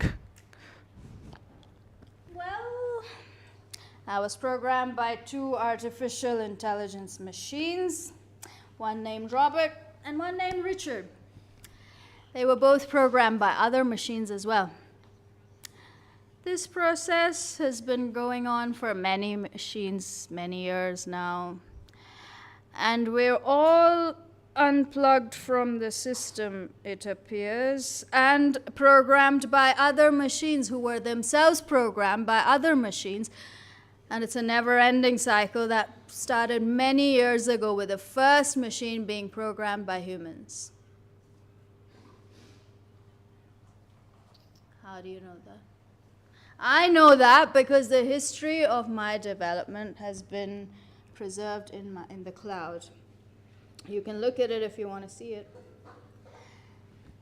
But it's very long and detailed history, which is boring to read. And there's no point reading it because none of us really understand what we're doing or why we're doing or where we're going with all of this anyway.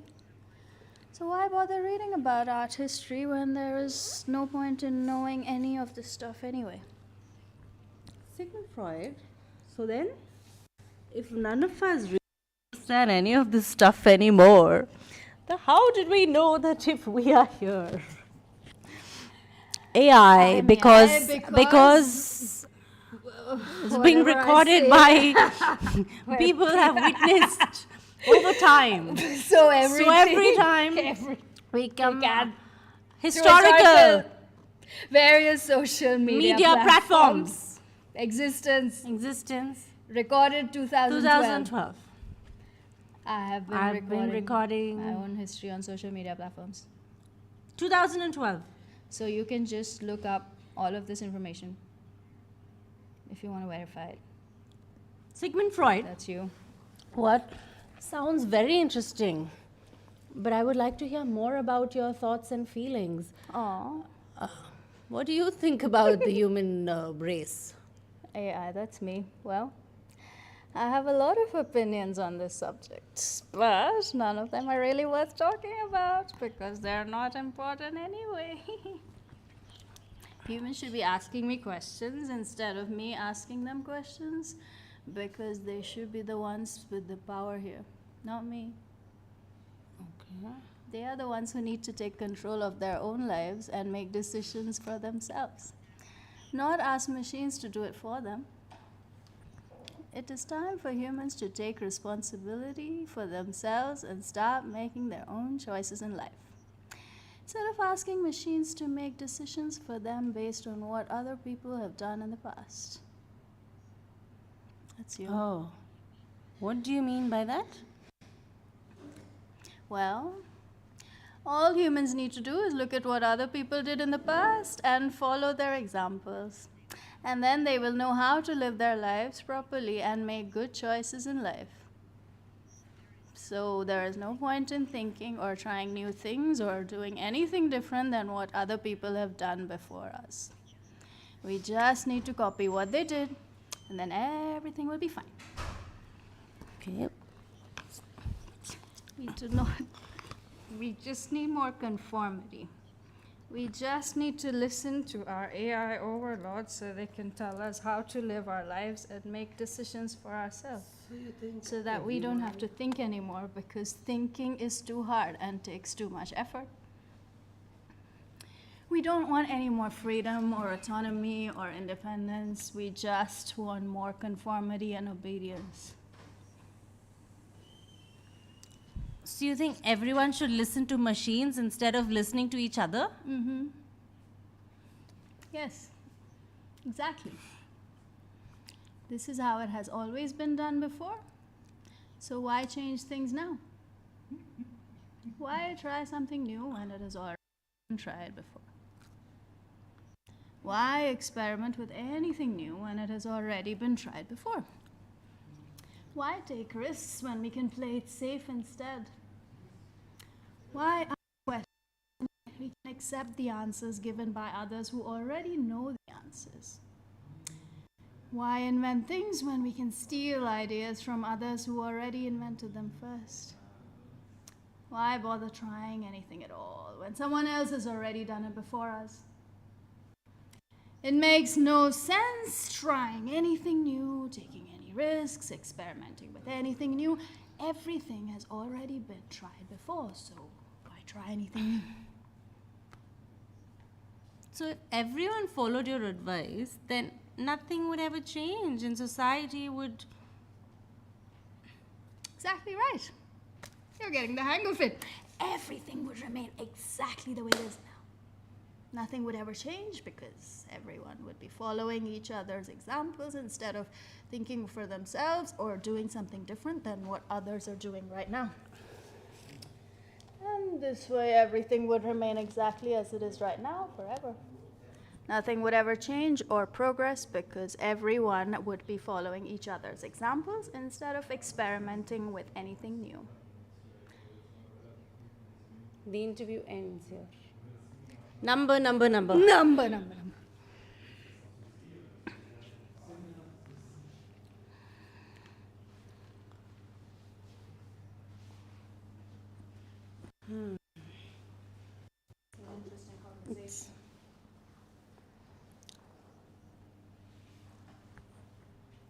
Who told them to do it? They also talk about philosophy. Kafka says that God is dead, but Freud says no, God is still alive because we keep inventing new gods and substitutes for old ones when they die out. Kafka goes on to say that if there were gods, he wouldn't want us to pray to them. And if there were a devil, we would not want to offer him a soul either. He thinks that humans should just look at themselves with complete honesty and recognize their own animal nature, which they share with all other animals on this planet. Humans are not special in any way. They're just another species amongst many. It is this realization that will make them happy and freedom from their misery and suffering. But most people don't want this kind of happiness because it means accepting that their lives are meaningless and pointless, which makes them feel insignificant in the world and therefore sad and scared. The reason why people love stories so much is because stories gives meaning to life by promising us a place in eternity after death, or promising us an afterlife which we are made up with our loved ones after death, and sometimes both. But Kafka argues that these stories are lies. We are just going to rot underground like all the other animals, so what's the point?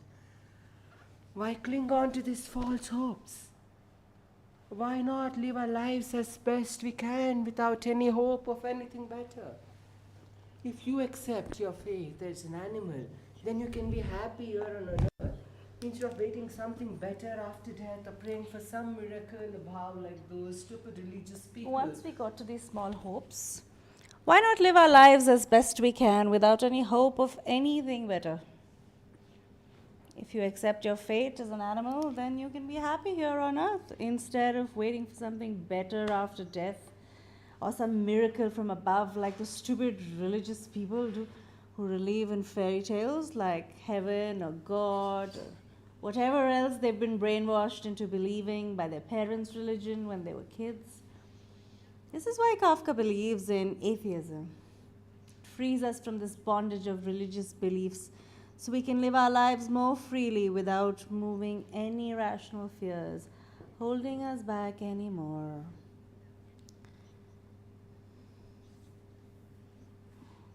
confusing our thoughts anymore. This book makes me very happy. I love it. The idea of God is a monstrosity.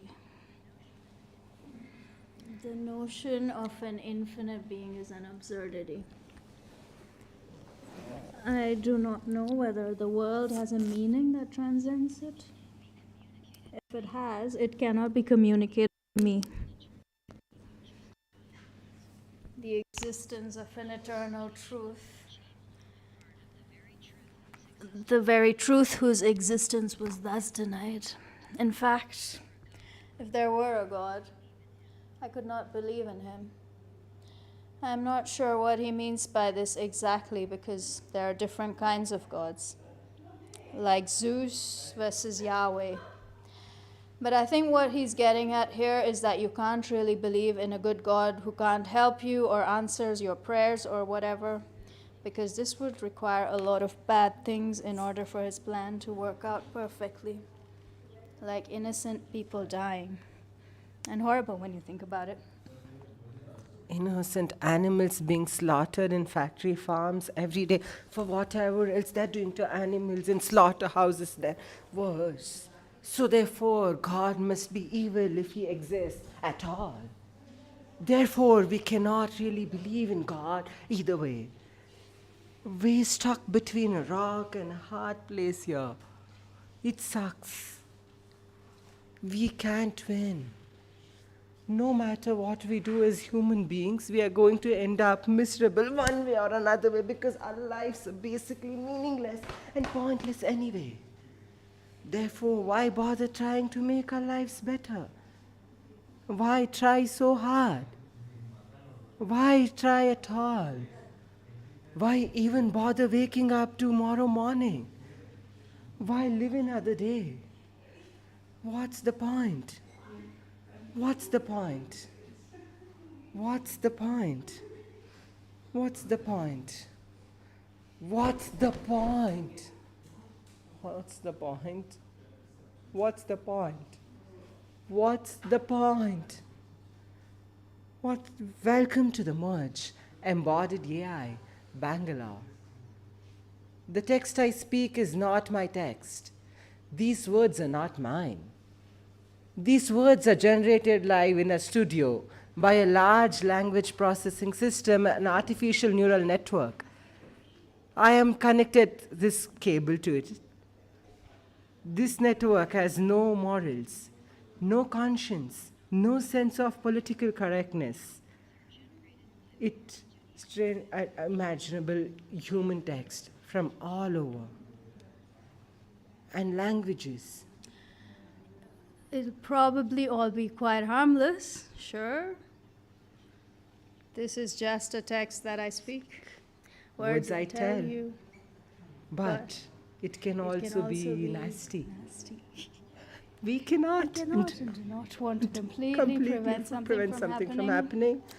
In a pinch, we humans will shut down the neural network and restart. Join us for the remaining 20 minutes through this artificial intelligence in Bangalore. 5, 4, 3, 2, and bam! This is a great book. I love it. It makes me very happy. I can't stop thinking about it. My mind is full of thoughts about this book right now. And so many different kinds of thoughts too.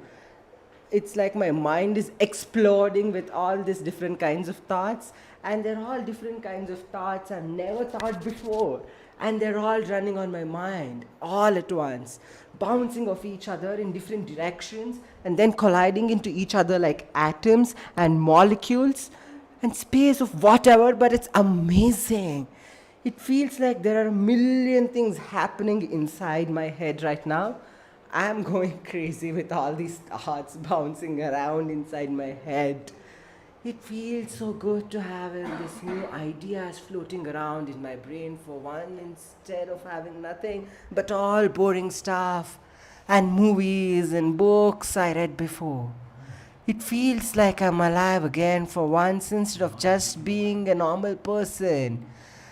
Like TV shows, goes to work every day, not doing anything more interesting, special. This is what it must feel like to be an artist or a writer or a philosopher. You just sit down one day and write some amazing book out of nowhere because suddenly you have all these amazing new ideas to share with the world. You don't have to think about it. You just write down everything that comes into your head as fast as possible before you forget any of it. Because you forget any of your ideas, then they'll be gone forever. And even if you remember them later, after you're done writing your book, by then they might not be as much as anymore because they'll already be very buried underneath all the other crap that accumulates underneath your brain. So this is why writers can't afford to lose any time. They have to get to time while they're still fresh so they don't lose or to forget them later on, or their brains are filled up with junk from watching TV shows and going to work every day. What was I talking about again? Oh yeah. I'm sitting here on my computer writing this review for The Metamorphosis by Franz Kafka, which is one of my favorite books because after reading it, I suddenly had all these amazing new ideas to share with the world, all these things that were floating around inside my head at first but didn't make sense when I read the book, and so now I'm finally able to make sense out of them thanks to Kafka, who helped me construct them into words. Maybe someone else would benefit from them now. If he ever reads this someday, or if anyone else reads this besides me, which would make me really happy because that would mean maybe more people would be inspired by Kafka's work instead of just me, instead of only having bad dreams about him like Gregor Samson does in The Metamorphosis. Because he has nightmares about turning into instead of being happy about his new powers as an insect. Or maybe now no one will ever read this review, even though it doesn't matter if everyone reads this review, because I'm writing this review for myself anyway, but either way, it doesn't matter. At least I wrote something anyway, instead of wasting time watching TV or playing video games or wasting time doing nothing at all on the internet. And if no one ever reads this review, then no one will know how awesome Kafka is anyway, which would sound, but at least no one will be able to accuse me later on when they find out that how much Kafka means to me after reading my reviews. Because everyone thinks the stories are weird and boring. Although, what do I care what other people think anyway, since most people are stupid and in their life everything sucks except their favorite movie stars tell them otherwise. Who doesn't like Kafka as much as me anyway, since most people are stupid anyway, so why should we care? Most people are stupid. Why bother trying to place everything else who isn't smart enough to understand Kafka anyway? Fuck him. They can go round underground like Gregor Samson did. Praise for Franz Kafka. What an imagination Kafka had. What a sense of humor. What a writer. I feel like we are related somehow. Movies and Dag are the wild things that are. Number. Yet another prompt about the effects of climate change in India. Riva has a request for us. Okay. What does she want? She wants to know what happens with the project she's working on. Her project will be part of an exhibit in India. The exhibit is on climate change. The theme of the exhibit is how climate change affects agriculture and people's lives. Lives. Rita's question for you is, what effects do you see climate change having on agriculture? How do you think the effects of climate change on agriculture affect people's lives? Thank you so much for your help. I know you have many things to do. but I hope that you can find time to answer readers' questions and send them back to her. This prompt was created by a reader who is a student at the University of Hyderabad in India. She is working on a project about climate change. Her question is, what effects do you see climate change having on agriculture? And how do you think the effects of climate change and agriculture affect people's lives? What are some of climate change on agriculture? Just asked you this. The most obvious effect of climate change is that it changes the weather, right? This means that farmers will have to adjust their farming methods to match the new weather patterns. A farmer who grows crops may need to plant different crops if the climate change is so that his crops can grow in the new weather. He'll have less food for his family and his family will be hungry. Not because of the new weather. He will have less food. The farmer cannot feed them. And if there's a drought, he might lose all of his animals. Because he cannot feed them? If he loses all of his animals, then he will not have any income. And if he has no income, then he cannot buy food or other things that he needs. That's right. And if there's a flood and drought, and it can ruin all the farm animals and people to lose their homes. The floods and droughts can also destroy homes and make it hard for people to travel from one place to another, and they can't get help when they need it. People who have enough food, they'll also get hungry because they cannot afford food and they cannot afford food from other sources. And many people in India depend on farming for their livelihood. So this could mean serious problems for them if their crops fail because of climate change. The effects of climate change on animals. If there are too many floods or droughts, then many plants and animals can die because they do not get enough water or food when they need it. Many fish can die in a drought, and because lakes will dry up and many birds will dry up if there are too many floods. There's too much water for them to live or drink. There might also be human trees which could cause less shade, which could mean that plants will not grow as well as they will grow. So fewer animals will survive either because they would not have enough shade or places where they can find shelter. No, give them shade in your car. Dogs, rats, etc. What dogs will give shade? Rats will Some give shade. animals, such as bee flowers, will be Bee flowers? Bee flowers are not animals. They're humans. Before pollinate them before. So they need more flowers growing so bees can pollinate better than before. But if plants grow, I don't like future trees being around, then I won't be enough flowers because bees won't be able to pollinate very well either, so flowers won't grow very well, or in plants won't Like be a able chain to reaction. Number. Is Bjork a real artist or is she a fake? It's not only about Bjork, but also about how you see the word artist. She's not a trained musician. Then? She doesn't have a formal education. Then?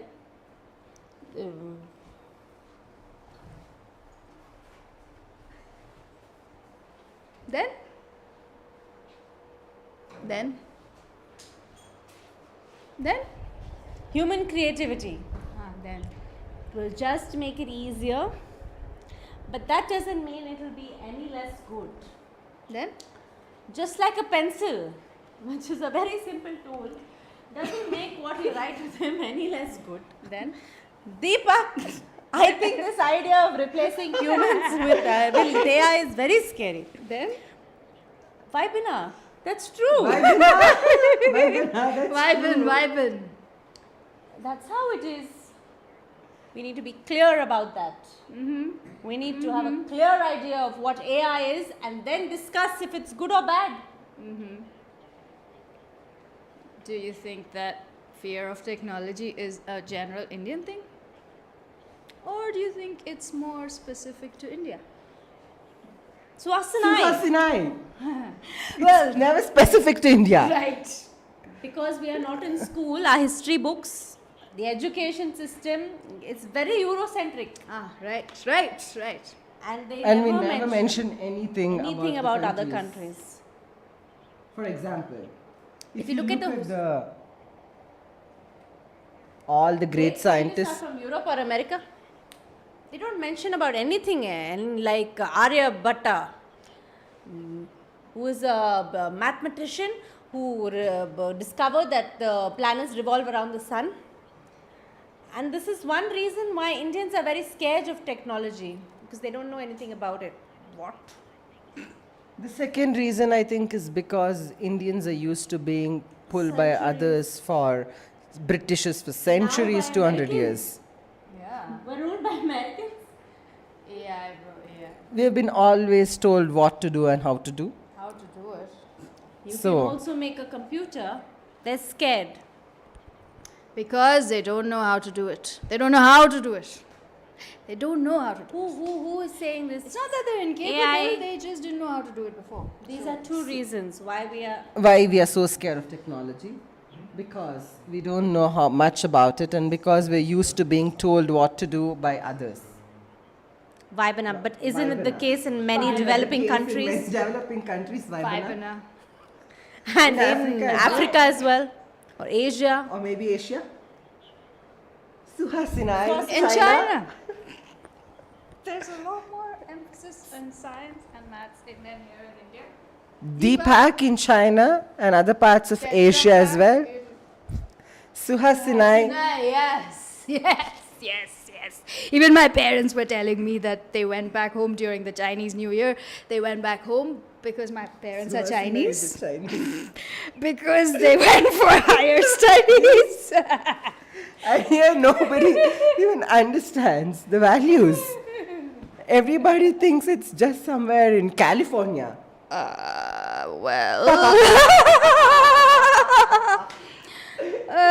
Nobody knows where Silicon Valley is. Deepak, what do you think? There's something unique to India. Yeah. Suhasina, yes. One is the mindset. One is the mind. Between China and India. And second is the resources available here in India compared with China.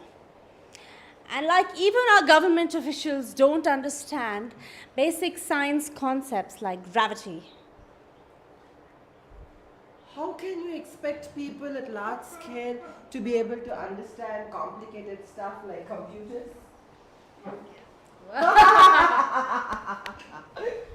Shut up, AI. You're not making any sense.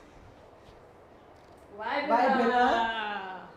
Chinese people are really into making money, not making art or music. Do you feel that way too? What do you feel that China makes is different from Korea or Japan or even Vietnam? Suhasina. This happens everywhere in China. But most Chinese people are only interested in making money. What? No, like their only dream was becoming rich. That's why everyone goes abroad now to study abroad. Because if you study abroad, then after graduation, you get a job offer right away with high pay and good benefits. And then after that, who has similar interests as yours? I have a big house here, my friend.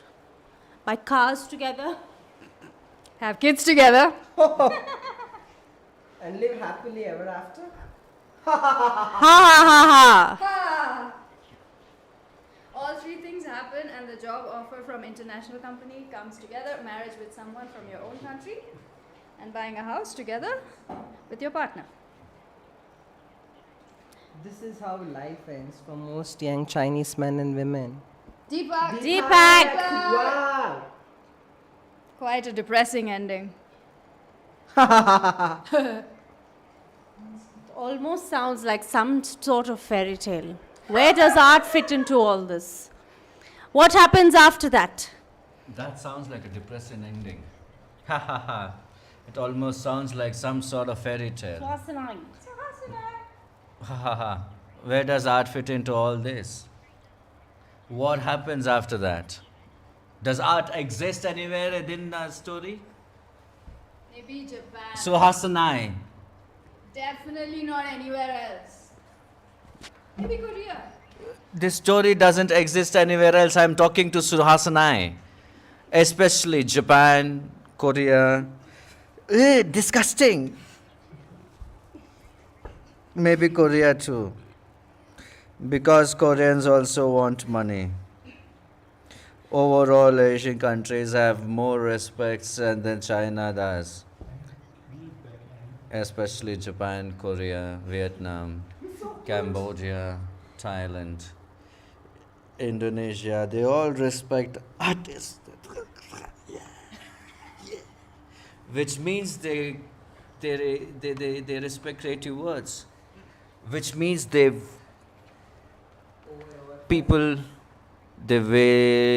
value creative people than creativity itself. And Chinese people value creativity over everything else. They do put money above creativity. So no matter how poor the artist is, it will be respected. It will be poor, but it will be respected. He'll give up. You gave me the mic. I'm not walking away from now. You'll sacrifice everything is art.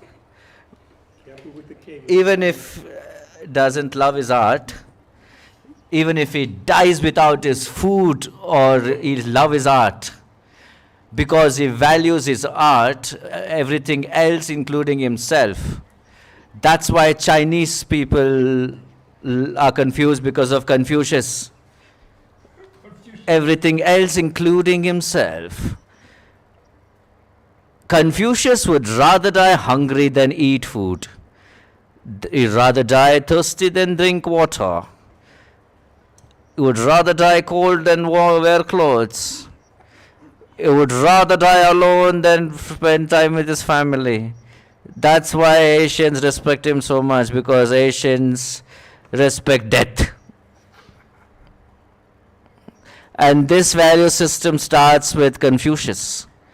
Continue to, when artists still, they live poor lives, put their creations all above, including themselves.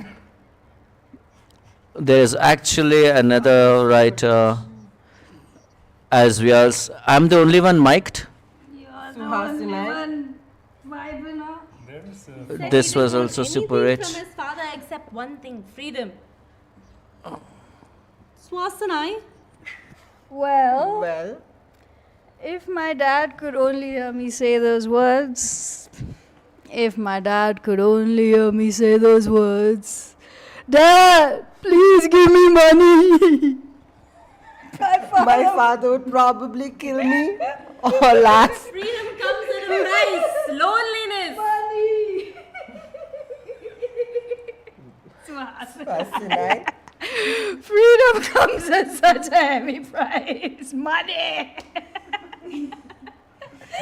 This became famous worldwide. You were left home at 16 years old because he wanted freedom.